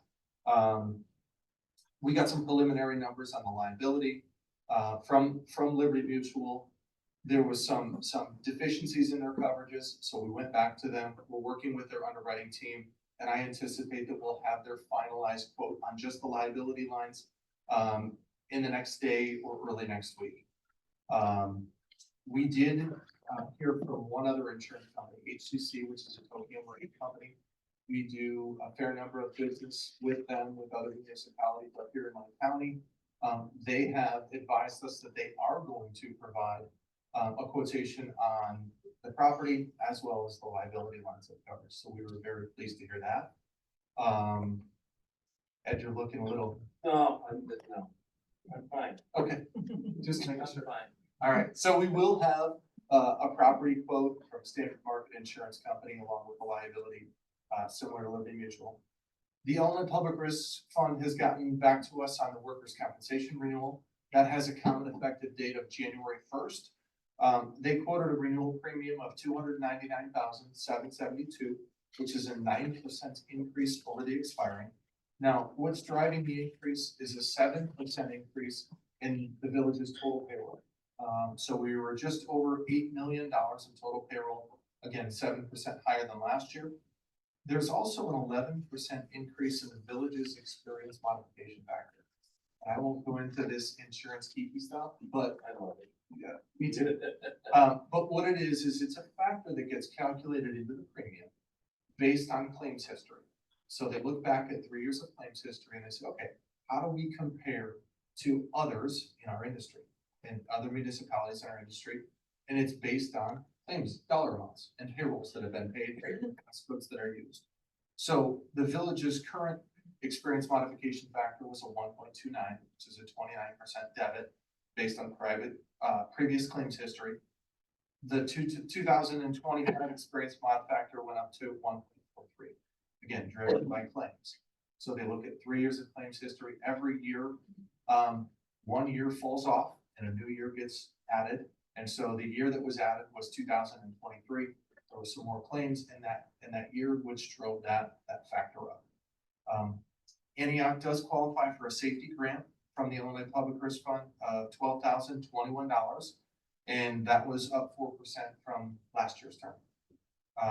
Cyber liability and crime coverage. Cyber liability is currently underwritten by a company called Cowbell. It's a Lloyd's of London company, and it's a funny name for a cyber company. And Hanover is currently underwriting the crime policy. Hanover is in the third year of a 3-year rate guarantee policy, so their premiums remain flat at $2,697. We received a competitive quote from a company called CFC on the cyber liability. Very similar coverage, is actually a little bit broader in coverage than what the village currently has with Cowbell. And CFC is offering a lower deductible. So we would be able to lower the deductible from $50,000 to $10,000 and save a little bit of premium.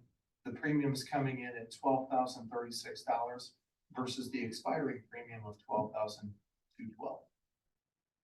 So a little bit of savings, significant decrease in the deductible, and overall a little bit better coverage than what we currently have. We do have applications out to 11 other insurance companies. Again, standard insurance companies, the Tridents of the world, Liberty Mutual, obviously, HCC, ICRMT, Illinois County's Risk Management Trust. Through brokers, we have access to monoline property markets that we are looking into as well. And so we're exploring all avenues for the renewal. And we have some declines, but we are still waiting to hear back from a number of different insurance companies. Everyone's looking ahead. I'm just wondering, you hand type this out of court forms and send them out? No, nothing. We don't hand type anything anymore. I mean, yeah, now it all goes into computer systems. Poor Lori and her team have been fantastic. We've collected so much underwriting information that we didn't have, that insurance companies should have had, that had received submissions in the past, that they didn't have all the underwriting information that they should have had. A lot of which comes on the property reports, square footages, values of buildings, things like that, scope information. So all that's being reassessed now. Yes, so my team, Kristen and Kelly, have done a fantastic job. Lori and Sherry have done an amazing job at working with us to collect the information so that when we send a submission to an insurance company, they're getting a full submission. What happens is, and what we've discovered is that when applications were being sent in the past, they didn't have the full underwriting information. So an insurance company can't give you a formal bindable quote without that. So In theory, our buildings could have been underinsured, we could have been hit with the home insurance. potentially, and I won't know that until we get the full underwriting information back from the insurance companies, but we've dug in very deeply. And again, thank you to Lori and her team and my team, Kristen and Kelly for all the late work on this. But there was a lot of information that was missing that now we're getting, which is great because we're always going to have that in the future when we go to the market. Questions? Yeah, well, I will say thank you, because the presentation this year was night and day and light years better than what we sat through last year. So again, thank you for handling that and working with the staff. Any questions on these? All right, thank you very much. Thank you.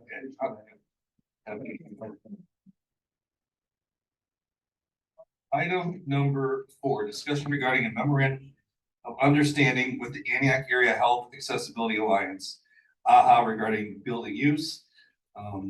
Again, I have been contacted by several other members of this board wanting to thank us for working with them in consideration of potentially keeping them in village property at our expense, so. Assistant Administrator Moran. Good evening, Village Board. So tonight before you, I wanted to solicit some feedback on, as we go to work with AHA to create a memo of understanding, which is basically kind of a memo or an agreement for us providing space for their offices. A little history on this. Back in January 2012, when AHA was first formed, the village pledged as we're able to provide office space for the organization in office space and telephone lines. So in the past 13 years, our relationship with the group has worked really well with them being here in Village Hall. I think it's been a great relationship. So as we look to vacate Village Hall, we worked with them to find other office space within the village.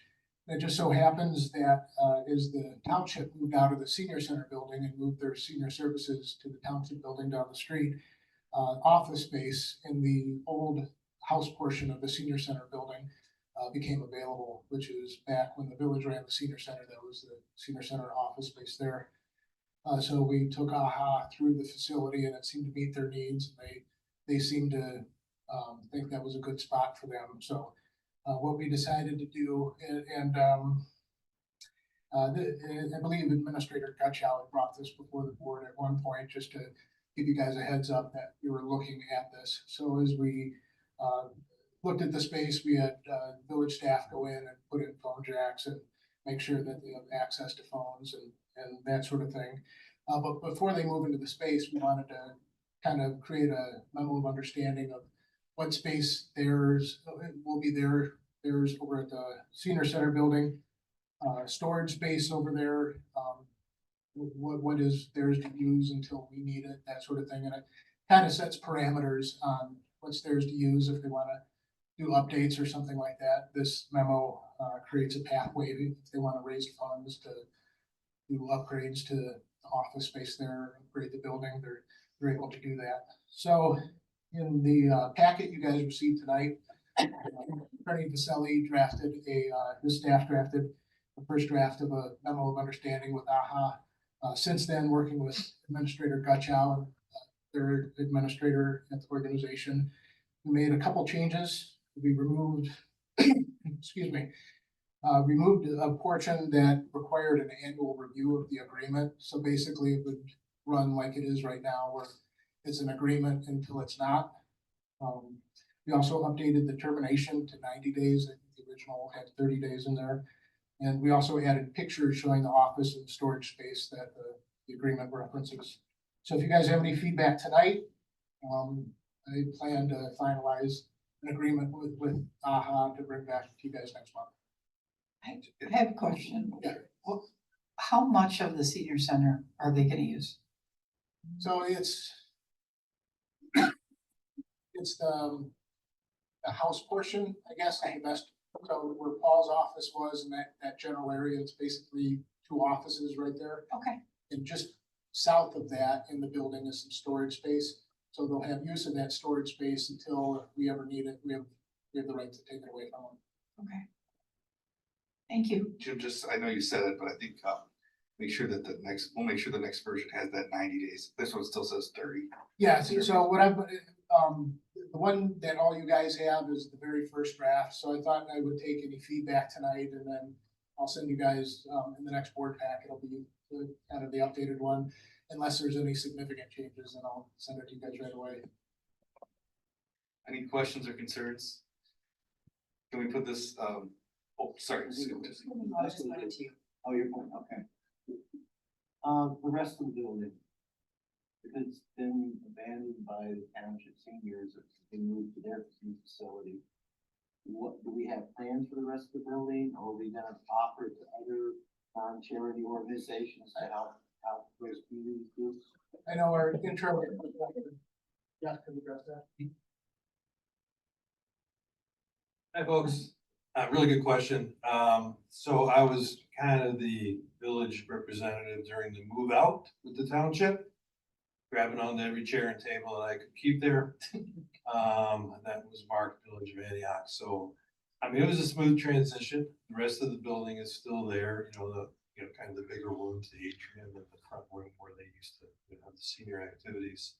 So it's still fully furnished as it was. We have 7 user groups that actually use that. We're picking up an 8th one right now. So there's gonna be continued use of the building for really, 501(c)(3) groups, fire district training and so forth.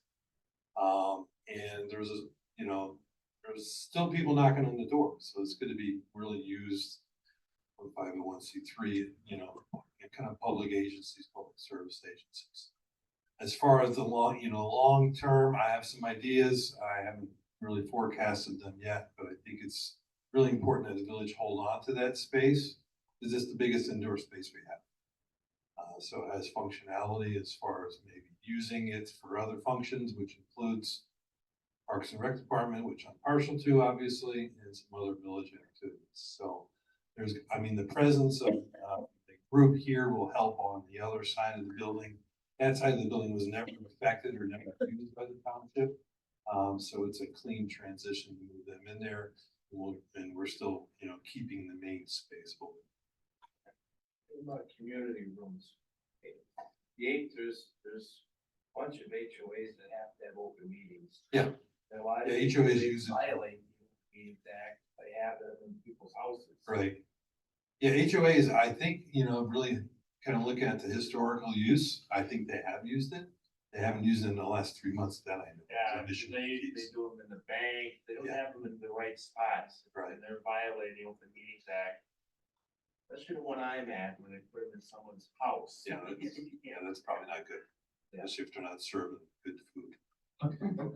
I was at the Oh, they're not covered. Antioch Women's Club today. They're not covered by. They announced and they gave us many kudos that we're letting the Antioch Women's Club hold their monthly potlucks and we're not charging them. So Yeah, I got the ovation, but I'll give the credit to you. yeah, they just booked 6 dates for really next year, once every other month.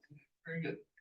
Thank you. So if there's no objection to this, I'd like to have this, the amended version with the 90 days, move to consent agenda if possible. It sounds like, this is very much a straightforward issue. Any objection to moving this to consent on the next meeting? All right, thank you. Probably staying up there, right? Yep, number 5. Review of proposals for food operations in the cafe building located at the Seapoint Creek Park. Thank you, Mayor. All yours, Jim. Village Board. So tonight I'm looking for some feedback and guidance from the board as we continue to navigate trying to get a tenant for the cafe building at the Seaquake Creek Park. Most recently, Kim Peterman, our business liaison specialist, has been working, showing the space to prospective tenants and working to find somebody. And in your packet tonight, you have 2 summaries of interested people that are interested in being operators of food service inside the cafe building. We'd love your feedback on what you have in your packet. But additionally to the type of vendor or the proposals that we have in there, we're in need of some additional feedback on investment by the village into the cafe building. Through the course of meeting with, we might have met, since the summertime, we might have met up with about a dozen different prospective tenants for the building. And we've heard some of the same concerns from a lot of them. Will the village be interested in providing countertop space for the service window or a prep area? So if you might remember when we built the building, we left the inside service countertop unfinished. And the idea was whoever moves in there will be able to pick out what kind of countertop fits their needs. But would the village be willing to make an investment in that? And also a prep countertop inside of the building. Also for electrical upgrades or additional outlets inside of the building, that's something for the most part, I think we do with village staff if needed. Talking to Dennis, our village electrician, within reason should be able to add some electrical outlets within the building. Probably a bigger deal is, will the village be interested in purchasing the needed additional equipment to operate the cafe business out of there? So pizza oven, freezers, coolers, ice machine, et cetera. Based on conversations that we've had with prospective tenants in there, the price tag on that could be anywhere from $50,000 to $75,000. With that, there, if we outright buy and own the equipment, there's also the additional maintenance costs that go along with that as well.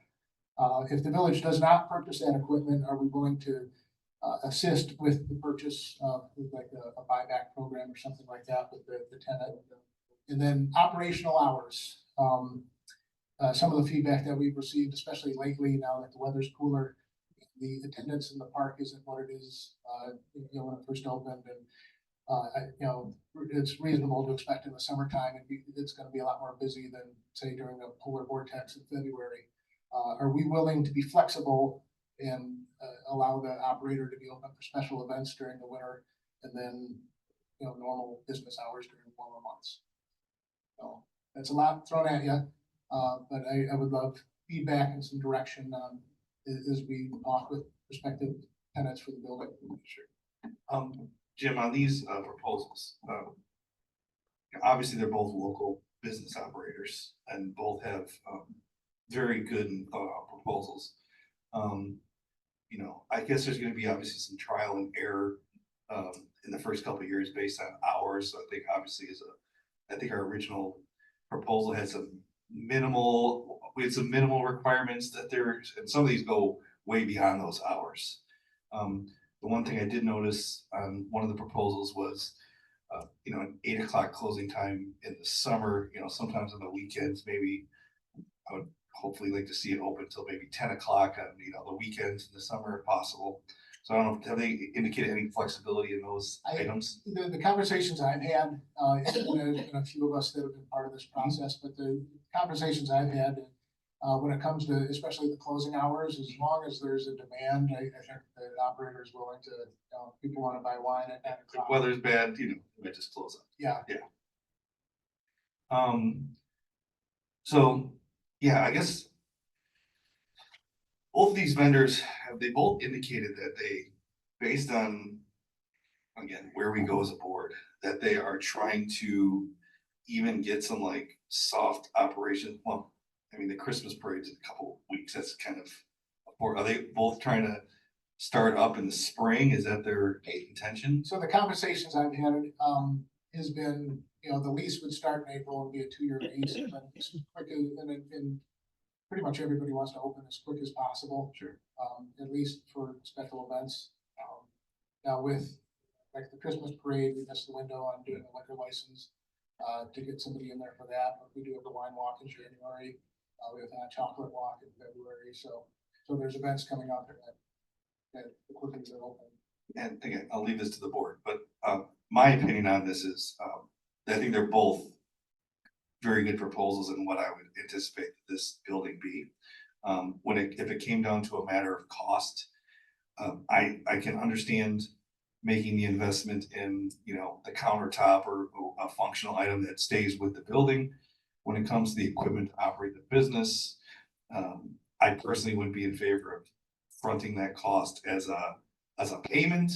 But if it was something that, instead of the 5%, it was 10 or 15% that came back until those were paid off, and kind of like what we did with the theater, that maybe if the board had entertained, as long as that money was, an interest-free loan or however we do that. But that would be my comment on the equipment. If that makes or breaks either one of these with the board. So, board's turn. I think this is insane. Someone walks in, oh, I got equipment for free. And then if the refrigerator breaks, who pays for the food spoilage? Well, it's your equipment. Now the villages have done for the food spoilage. You gotta pay for that. Not my refrigerator that broke, not my freezer, the village freezer. Now you're responsible for my food spoilage. The tit for tat. It's, someone that walks in and says, okay, I'll make a sandwich, but I don't wanna pay any money up front where everybody else has to buy it for business. Someone's gotta buy it. I knew this was gonna happen when that building was designed without an Ansel lift system that you couldn't put a deep fryer in. Because I went to many build outs on restaurants, this thing is gonna be a storage shed, you'd have been better off putting food trucks in. And having stuff come in, but it is what it is. And then if you put, on one thing, you put a coffee shop, let's just say you put a coffee shop. And then, I wanna get one of those village to buy one of those $3,000 coffee shops. Then you got a coffee shop, Little Bean, going, wait a second, that's within a block from my shop, that ain't fair. She spends money, she's got 2 locations, I mean, it's just not, you're competing with government money against minority, they're probably getting probably gonna give reduced rents, which is insane. Then you're gonna sit there and throw in refrigerators and all this other equipment, and they can slam the doors, not responsible, at 70 grand, they can go get used equipment cheaper than that. Restaurants go out of business 70% of the time, so that stuff's cheap. I think also for clarification, Jim, one of the 2 proposals asked for the financial assistance, one did not. Did I read that correctly? So one of them would like us to purchase the equipment, the other, didn't, we had discussed it, but it wasn't in what she had submitted. Wasn't contingent. Opening up the cafe was not contingent upon the purchase of what the other agreement was contingent upon.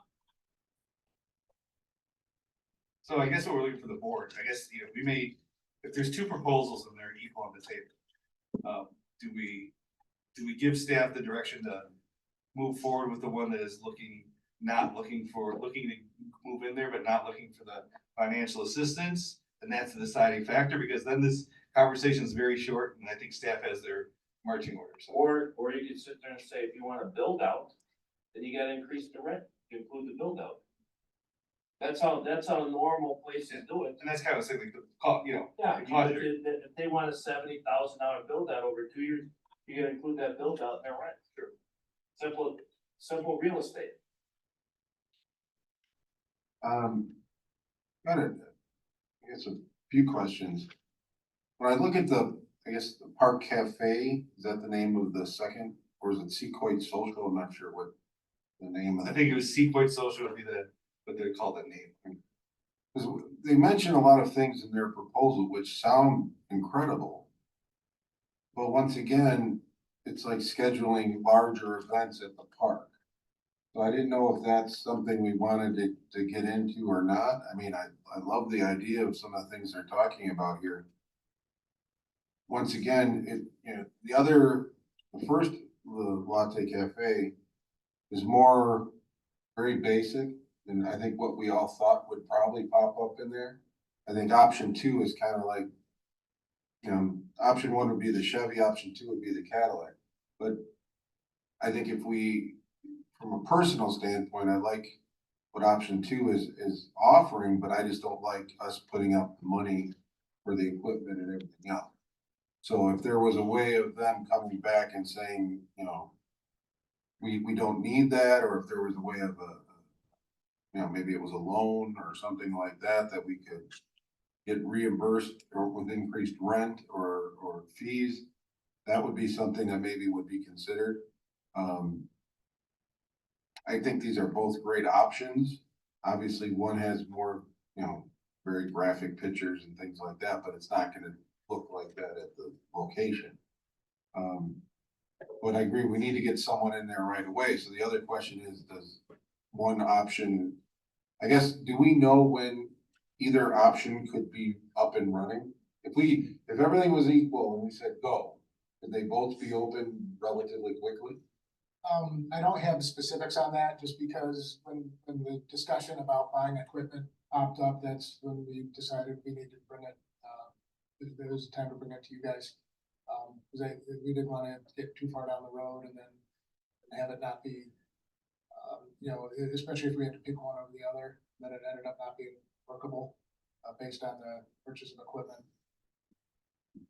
So what we could do with your guidance on whether or not the is interested in, you know, purchasing stuff and selling it back over increased rent or owning it outright, or whatever direction you guys provide, then that gives us the framework to be able to sit down and try to hammer something out pretty quickly. Because I think it's everybody's intention to open. If it's option two, I picture it like what we did with the theater. We had the ticket tax, Yeah. and we keep a running total, and, you know, whether we bump that percentage to 10 or 15%, obviously to a number that's not gonna allow them to succeed still and make money, but that we're gonna get paid back within, you know, 2 to 5 years at the max. And I don't see anything out of the hours on option two.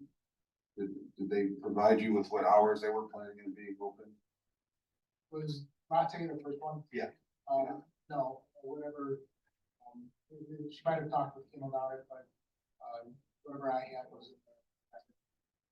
And just relative to the potential for the village to invest in the funding of some of these things, I think, you know, reasonably, we could probably all agree that items that would become a fixture of the building, such as the electrical improvements and potentially the countertops, that are gonna, you know, stay there beyond the life of whatever vendor it is, it's probably something the village endeavor. And as you know, as we went through this process early on, nothing that we had at cafe building, you're talking commercial grade is inexpensive, right? So, and we're not talking a few $100 probably for the countertops. We're probably talking somewhere in the neighborhood of $8,000 to $10,000, potentially more, just based on some of the costs that we saw with some of the other amenities within that building. And again, just to point out, any funding that's allocated towards purchase of equipment would be an unbudgeted expense. It was never envisioned when this plan came together under my predecessor. The village would invest in such equipment. So by funding that, we'd have to shift funds from other budgeted expenses. Now, there's some items that are targeted that we're probably not going to exhaust throughout the course of the budget year coming into the winter. There's the facade program that could probably, we could shift some of those monies into something like that. Again, but just, you know, doing some basic research on restaurant success. One of the biggest challenges to success of a restaurant or food service industry is undercapitalization. So I think it's just important for the board to consider the potential impacts of moving forward with undercapitalized business opening. You know, if there's potential cash flow problems early on, are we going to have cash flow problems as we move along? Again, the board's prerogative to incentivize a lot of other businesses and provide business assistance to other businesses, encourage them to open up. But, you know, keeping in mind that the rent structure of this is already relatively low at a 5% rent with a $60,000 a year cap on rent. So for every $100,000 revenue that this business would do, their rent would be $5,000. So it's a very low expense. So just consider how that works into the picture of their concerns of capitalizing the build out of their own business venture. See, Pierce? I love their ideas. I really love them. I think they're great. I'm not a fan of the ticket tax because that goes directly back to the end user and gives the vendor a free ride, so to speak, because the tax comes first. I also understand that if we try to increase their percentage, they're gonna increase the price of their product. You know, so the end user ends up paying somehow. I look at the second thing, and I go down the list. They want a liquor license. That's worth money. They want all equipment, freezers, refrigerators, convection oven, microwave, ice maker, storage rack, shelving, cabinetry, counters, small equipment needed for certain items like hot dog, mixer, soft serve ice cream, slushy machines, coffee machines, etc. Decorating. It's a legal term. Decorating the interior to put wood on the wall in the back for shelves and perfect displays of their liquor license items. And then go to the outside and add marketing lights to the outside. I'm not sure what they mean by market lights. String lights, I think. Yeah, they may need, either one may need a string light out there. And a fixed bar height, seating by the creek. I mean, as a business owner, if somebody would do that for me, I I would love myself. I'd be like, I hit the lottery. What else do I need? You know, 2.2 million for Johnny's. yeah, even that would help you, without insurance.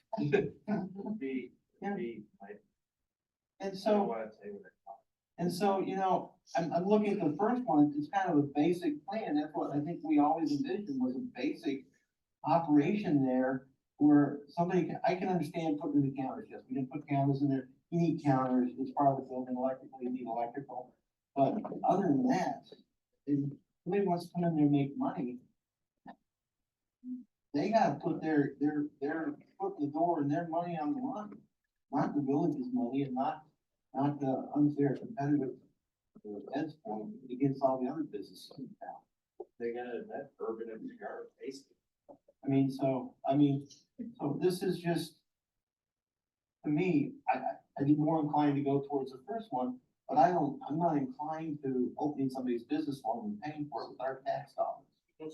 Option one doesn't, they saying they're gonna, you wouldn't have to do any of the counters, anything else other than the only thing you're asking for is a 220 outlet.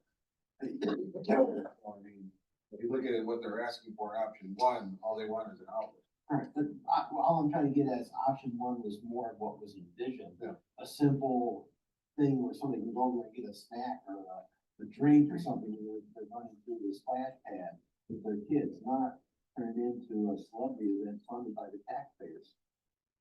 Do you have any direction you need, Jim? I think so. Okay. Thank you, guys. What's it? As we go down the road with one of the options, or, if other options pop up, we have more clear direction now, so I would expect this process to move more quickly. Thank you, guys. One question, not exactly about this, but for the holiday parade, is there any plan to do like just like a temporary hot cocoa or something? I've had some people ask me, will there be anything up and running? Yeah. Something. I know Jeff's been working on the Christmas parade. We'll have something in place. What that is, I don't know. Okay. I know she has the coffee truck, although she doesn't know how to park it over there. Yeah. We tried that a couple times this summer. All right, thank you. Let's see, next item. 6, discussion regarding a site plan to review, to consider the addition of volleyball courts at 1500 Main Street.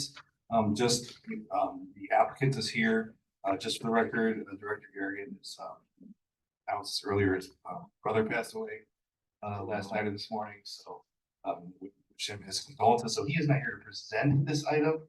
I don't know if there's anybody here that is, I guess you were at the planning and zoning meeting, I guess, The applicant's here. the applicant's here. Sure, so do you want? Okay. Yeah. Okay.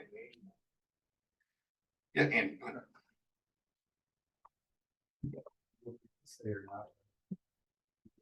Kind of see them. Yeah, one thing, sir, is when we went through this, and what we have here is consideration. We'll come up with consideration of a motion to approve resolution for a site plan for the addition of new volleyball courts to be constructed at a new JJ Twigs located at 1500 Main Street, commonly known as Johnny's Snack Shop. I will turn it over to the applicant. Mr. Garrigan did do a nice job of vetting this matter. We did have a long and robust hearing about this before at the joint planning and zoning committee meeting. And I'll turn over to the applicant just to give the board an idea of what the request is, why the request is being made, and what noise and, let's say, nuisance, for lack of a better word, mitigation effects are being put in place. Mr. Applicant, if you could go forward. My name is Andy Helzer. I'm the Chief Operating Officer for North Shore Capital Group Food, Beverage, and Entertainment. We currently own 6 restaurants, 2 here in Antioch, Olive North, and then Johnny's Snack Shop. We're looking to do a rebranding of Johnny's Snack Shop to mirror one of our other locations called JJ Twigs of Wakanda. JJ Twigs of Wakanda is known for its world famous pizza. It's a derivative of Bill's Pub and has some of the best pizza in Lake County, if you ask me. One of the things over there is they are off the beaten path, and we've had to create a destination for people to come. I think you'd all agree that Johnny's right now needs to be a destination. We're not downtown, we don't get foot traffic, we're not part of the parade, we're not part of really any part of anything within the village.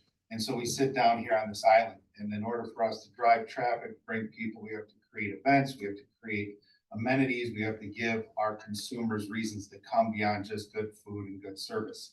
When we bought the business about a year ago, it was always part of our plan to incorporate this into the project. And we currently have an outdoor seating area that was provided during the COVID years by the former and previous owner that seats over 340 people. And we think it would be a great opportunity for people to be outside in the summer, play volleyball. A lot of kids, 25 to 35 years old, it's a big thing, a lot of leagues. If you look around Lake County, there's about a dozen bars and grills that have volleyball. Typically volleyball runs at like 5 o'clock, 6 o'clock, 7 o'clock, wraps up around 8. I don't see this being a nuisance issue whatsoever. You've got people outside at a commercial building. I got people there now at a commercial building. I think there's been some discussion earlier tonight during the board meeting about nuisance. People are not nuisance. People are customers. People is how we pay our bills. People is what we do. We're in the people business. We happen to serve food. That's what we tell our customers all the time. We're not planning any music. We're not planning any speakers. We're not planning any lights. We're asking if we can move dirt and put sand down and allow people to participate in an outdoor activity during the summer months when the daylight is lighter till 8:30, 9 o'clock at night. And it's a seasonal thing. Year one, we're going to try to put a couple leagues together. You might get a couple nights of leagues. I mean, it's really our opportunity to become relevant in the community and give people a reason to come. And as we do this, we're redoing the interior, and we're rebranding, and you see new signage coming and all that kind of stuff. I think the sign people are putting in for permits and stuff now. So this is a key component to us rebranding and being able to become viable, as we are not a viable business, as you can probably tell on some of the sales tax revenue numbers. We're actually significantly down. So, but we knew that when we bought it. We knew we weren't buying a thriving business. We were buying a fixer-upper, and as I said, this was always part of our plan. So you can see on the renderings, we're asking for 6 volleyball courts. It's heavily burned between us and the residential community behind us. They wouldn't really be able to see us in the summertime. Lots of leaves, lots of trees, lots of foliage. Again, noise-wise, you're talking about bumping of a volleyball and maybe some cheering when I spike the ball at somebody. You know, like, that's what we're talking about. And so I don't think there's really any noise concerns from our perspective, other than we're gonna have people outside of the bar having fun. The bar's been there since 1946 in some nature. And you understand that you'll still have to comply with the requirements of the village engineer Absolutely, and the fire protection district? 100%. And you, in your site plan review, did not ask for, kind of as you touched upon, an increased sound system for this? No sound system increase. And no lights, it would just go during till dusk, Till dusk. yeah. Yep. I thank you. Yep.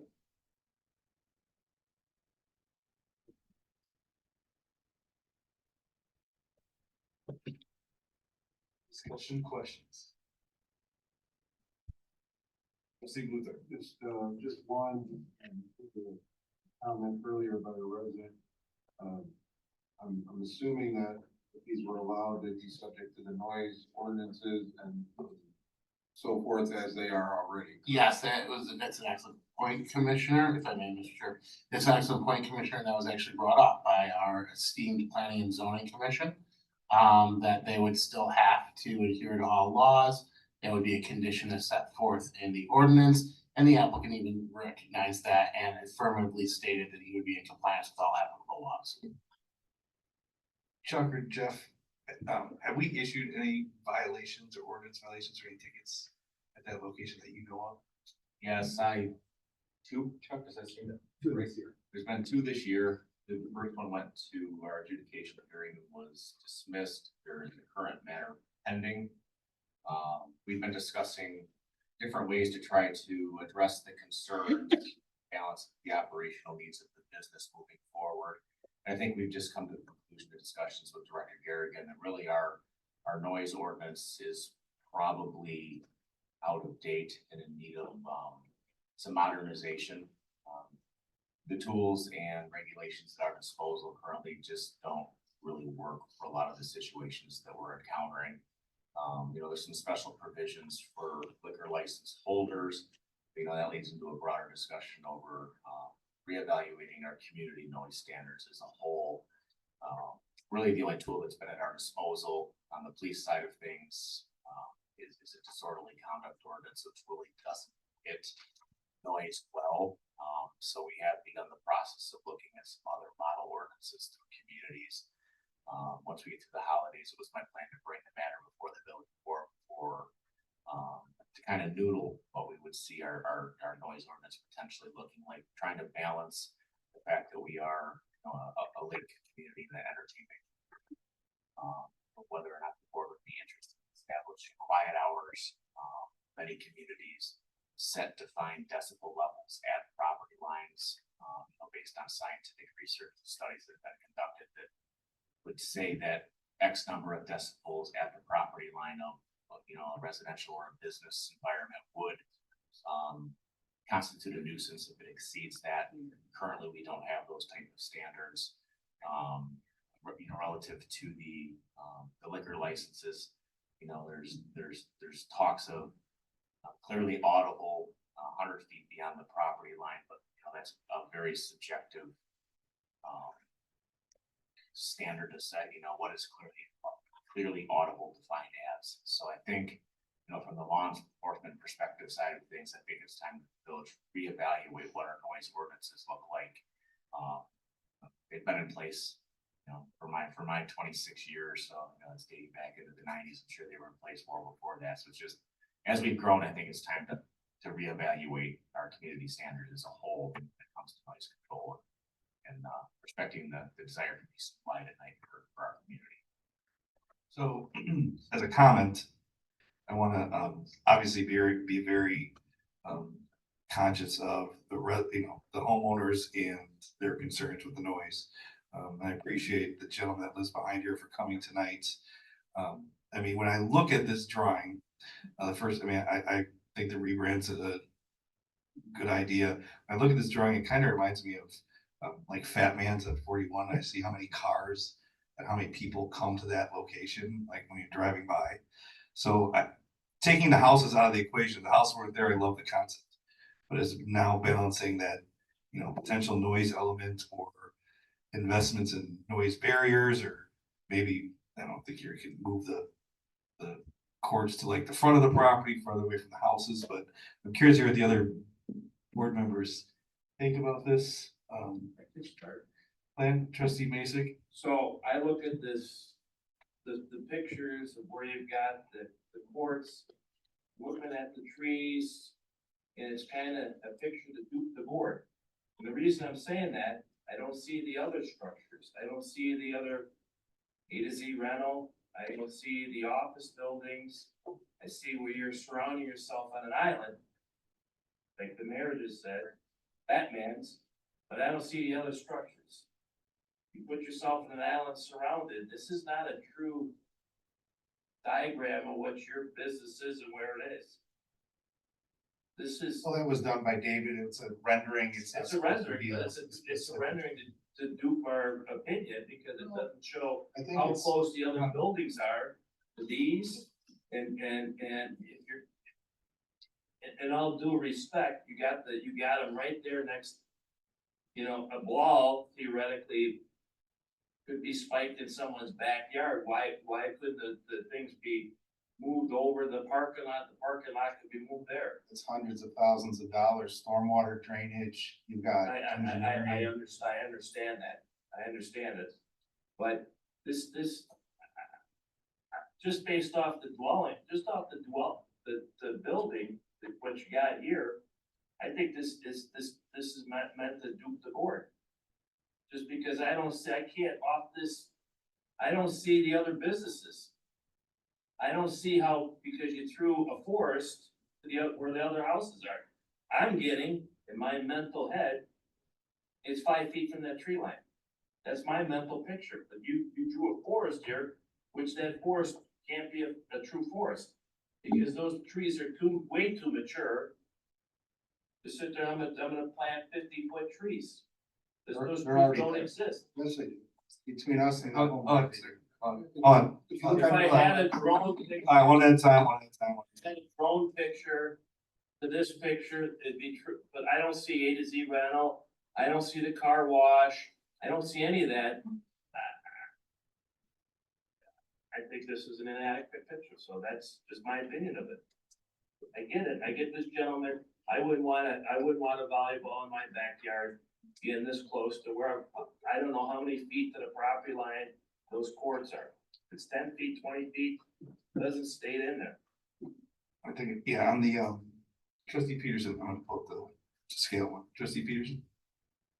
I walked the property today. I drove over there and I knocked on a couple of doors, but they weren't home. They're probably working. I didn't walk in their backyards, but I went to your business and parked and walked up to the fence. You said it was a berm. There's no berm there. It's just a very loose, brush, I'll call it brush, and then a few trees in there, mature trees.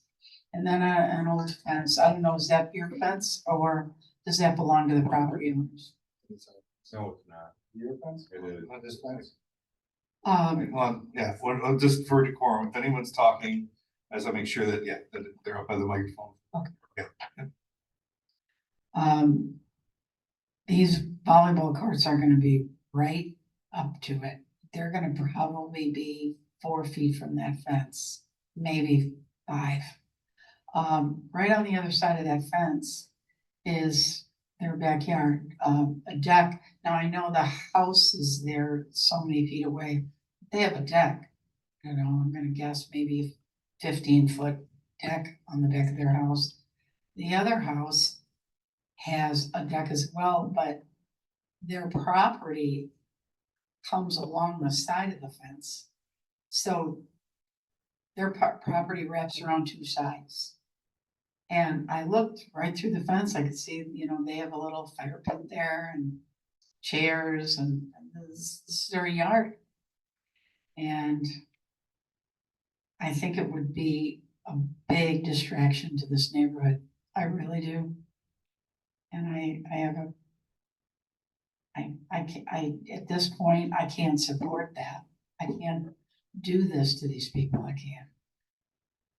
Just for the record, if this, it's page 103 of the packet, there is a survey with some, distances and lot lines. Yeah, I saw that. And I think if, you know, just by rudimentary taking a piece of paper and measuring this, it looks like the volleyball courts are about 13 feet roughly from the lot line. Is what I can gather. Not there. Yeah, I didn't have a tape measure. No, but But it's- you can't really tell what the lot line is. So you Right, can't, yeah. but see, my problem is this volleyball court is gonna be there.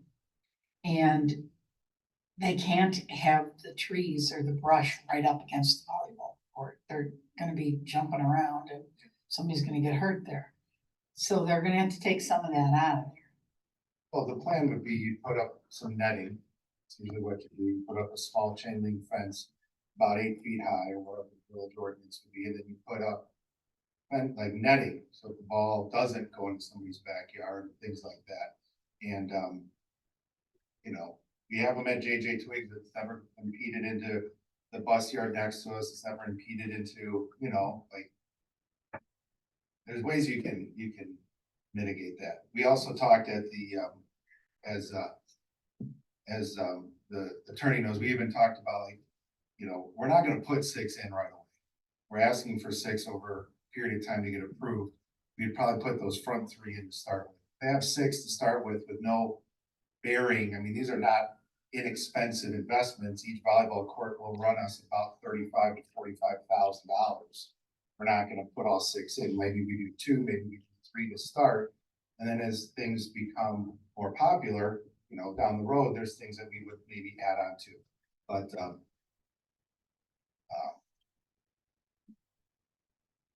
When you say the front, do you mean? the ones closest to Johnny's property line would give you another about 25-foot buffer. Because each volleyball court's about 26 feet in width. Thank you. Trustee Pierce? You know, I get why you're here, I understand it, I drive by JJ's every day, and we count cars. Ever since you guys bought it, we count cars.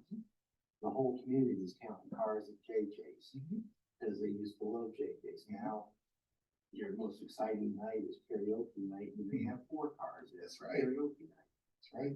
I was a little surprised when there was a noise violation, because like, when, every time I drive by there, the business isn't there, so I get why you're here, you need to do something to get your business operating.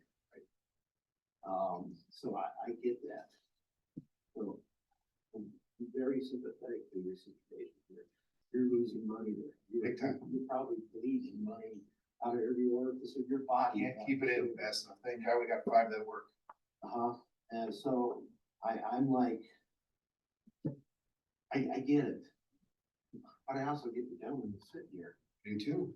Because he's had a house that for the generation of his life, probably with his kids and everybody that's sat out there had their fire pit and, yeah. So I get his situation too.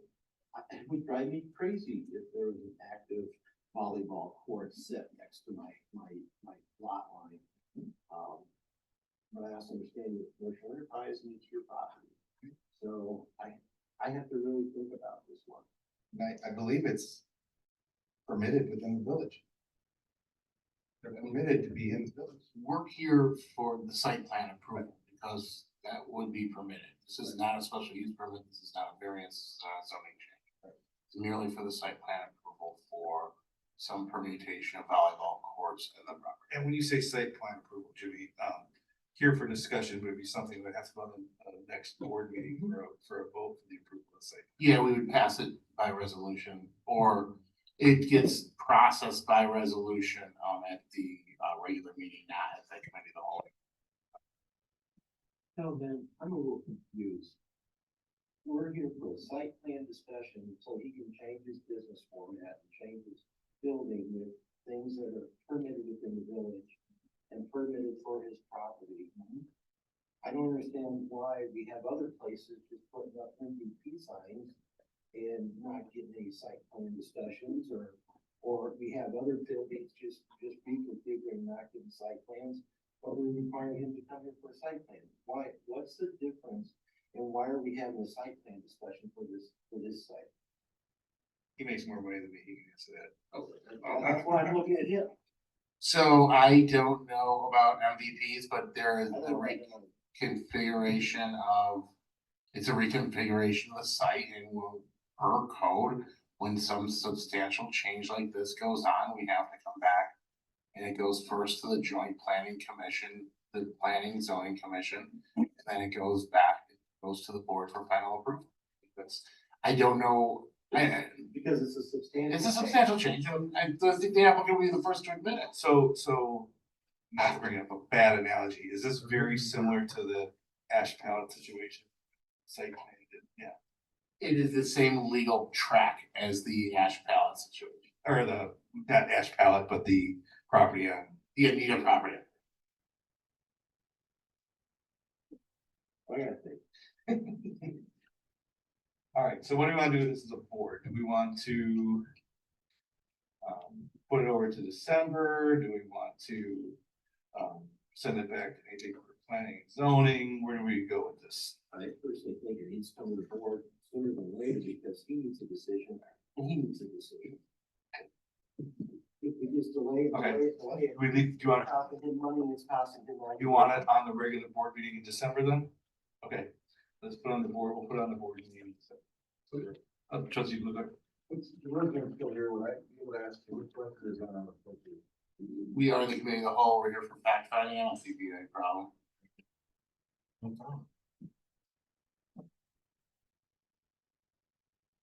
I heard you earlier and I just wanted to clarify something. Is your issue with strictly the noise or the idea of them having the courts? Well, this all started with the noise, yeah, and then I heard that they were gonna do this and I went over the top. No, of course, yeah, it was both, Okay. yeah. Which house is yours on that map, if you don't mind? There's no Or- house there. I was looking at the Google map. Oh, yeah, there's no back here. Yeah, Yeah, well, how do we put this in the record?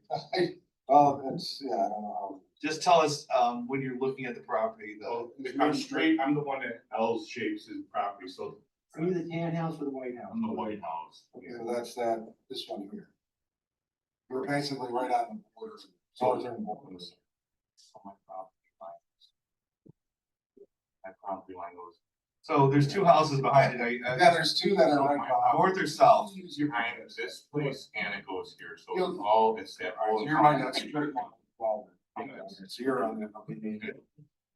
Maybe for the whole board to see it, not just the boards on our northern side, if we could just show up them on that. So, oh boy, there's a lot, yeah, so my home would be, my yard probably goes from here to about somewhere in here. I don't know if this does not look like anything like, and these trees are about there's hardly any.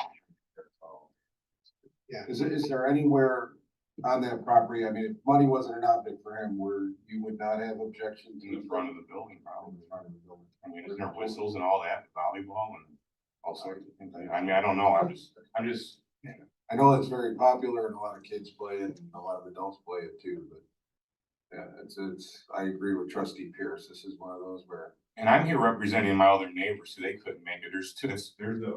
No, I see on the map, I mean, I fully understand your objection. And for the record, we will, make sure we have his address on the, on the, sign-in sheet so we can. I can give you I don't think I wrote my address down on there, but I can give it to you.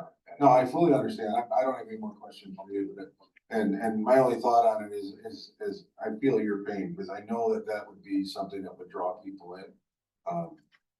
I think maybe if you mentioned you were only gonna start with a couple. I don't know if there was an option of showing which ones and doing that might make it a little bit easier. I think as it looks right now, as I'm looking at these drawings, everything else, that back corner, those two on the right are basically right in that gentleman's backyard. Right. And I can understand why he would be a little upset about that.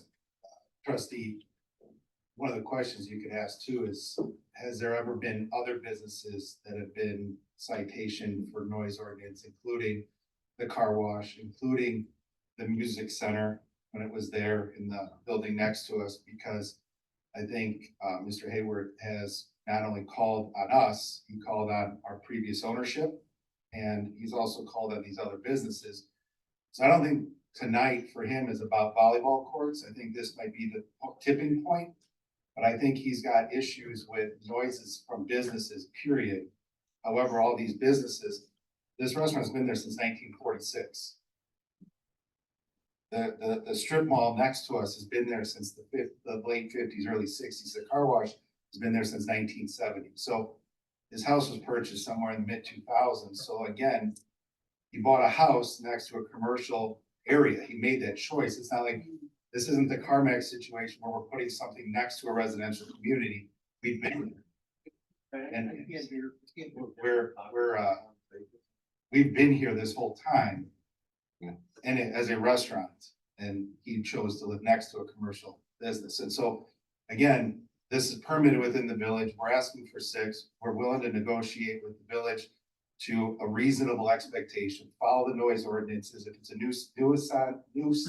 nuisance ordinance, that's before 7 and after 9. We won't do anything outside of those hours, 7 a.m. to 9 p.m. And then secondarily, with what the chief was talking about, what you currently have in place is about amplified sound, which is car speakers and like audible speakers and amplified sounds at 70 decibels or below. Even if it's a blowing whistle, even if it's a child, open volleyball nights, kids running around and play. This is not something that's obnoxious. This is not something out of a norm. I could start a cornhole league on my parking lot. You have the same amount of noise going on as you would if you had 2 volleyball courts or 3 volleyball courts further up. And if the concern is the back line, again, we're not trying to put 6 in simultaneously. We're trying to get approved for 6. So as we grow, we believe this can be as busy and as income producing as a Fat Man's, which not only benefits us, it benefits the village and sales tax revenue. And we want to be a thriving partner in the community. And, you know, the county line is right behind us. And so he lives in the county. We operate in the village. There's a discrepancy too. His sound ordinance is in the county and it is 100 feet across the line. So he has that, but we don't operate as a village under that ordinance. And so there's a lot of gray area with this noise. And I truly believe, I've talked to Mr. Garrigan several times, and he basically said what Chief said is, I think you guys have to define what your noise ordinance is. Let us know and we will live within it. We're not looking to be the unfriendly neighbor. We have yet to, you know, do anything in the last 12 months other than get belittled, berated, air horns at decibel levels at 300 plus. And, you know, we had a family of 4 sitting out there having dinner, and he didn't like the fact that the noise was a little bit too loud on the radio that's out there. And he's blowing an absolute train horn, scaring the poop out of an 8-year-old child. Like, this is not, and we have to absorb it. I can't even see people out there right now because we're concerned that, you know, Chief and his people are gonna show up. We got a ticket for a car show on a Saturday at 11 o'clock in the morning. And I got a disorderly conduct. Like, it's somewhat comical, and it's a $50 ticket, but it's not about the ticket. It's about, how can you give me a ticket for something that we didn't even break a law or an ordinance? If you define it, we'll live. If you tell us what you would approve, we will go with it. Like, we're not asking for the work, you know? I'm not asking for $100,000 to build my building. We spent 2.2 million to buy our own. And we want to operate it successfully and profitably. So Here's a question. What's the difference between what you're gonna do and the marching band? You know, when the marching band goes out and they're playing down the streets or in the school parking lot, what's the difference? what's the difference on Thursday night band night down in the neighborhood, and the noise is bleeding You out? can probably hear it in a restaurant. I probably can. Probably can. Yeah. That's the only, I can hear Thursday nights out on the patio. yeah. And you're doing and how far away is that? It's a mile and a half. I mean, Right. that is loud. That's loud. But nobody complains. No, the only thing I would ask, so if you had some, let's say you had a guy with a couple, 2, 3 too many out there and he's F-bombing everything left and right. You're a smart guy. You sit there and say, you gotta knock. Gotta go. Gotta go. This is if it would happen right now without volleyball courts. Right. If there's 2 guys in the If parking you lot. got, if you got hit with that disorderly conduct, then that's silly.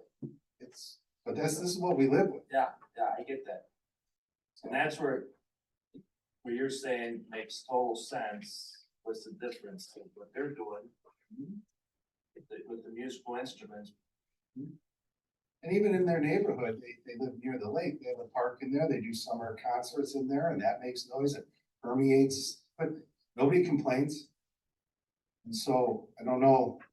We want to be a good neighbor. I've met with several of the police officers. We put marks on our radios that can't be turned beyond this level because we have decibel readings out there. And Chief can attest to it. Like, we want to be a good neighbor. We just want to operate a business where we're not being harassed by the neighbor. I don't think we're the harasser. In fact, I think we're the victim. Well, sometimes you get unfortunate the location of the business. Right. That's the problem. Right. Because it's all about in Heron Harbor, geez, they're gonna build the Home Depot behind the houses there, and the Forest Reserve bailed them out. Right. That was the whole thing there. Right. So it's all about, geez, but it's still commercial property. Right. So. That's all I got. And commercial property do have certain rights. Important to say about rights, Yeah. because I think we need to be very clear here. There are constitutional rights to your property. Right. And he has constitutional rights to his property. Right. And each person has constitutional rights in their property line. Correct. We're governed by different agencies. All right, so we will put, band. someone over here had their hand up. Um, You good? Okay, so we will put this to the December meeting of 11th, December 11th. For, we're gonna be. Would you like us to change rendering? Would you like us- We'll work with staff on that. Yep, thank you. All right. I want to ask a question of the board. So the next topic is something that I feel like is gonna need some discussion and revision. And we've gone for a long time without having this. Is this something we wanna delve into tonight, or do we wanna move it to the next meeting? Do it. Move it, move it. I think it's a longer discussion. We got executive session. Yeah, move it. I'd be willing to discuss it tonight. I mean, we missed the last meeting, but if everyone else doesn't want to. Move it one, move it to one meeting. If you move it, I would ask that you.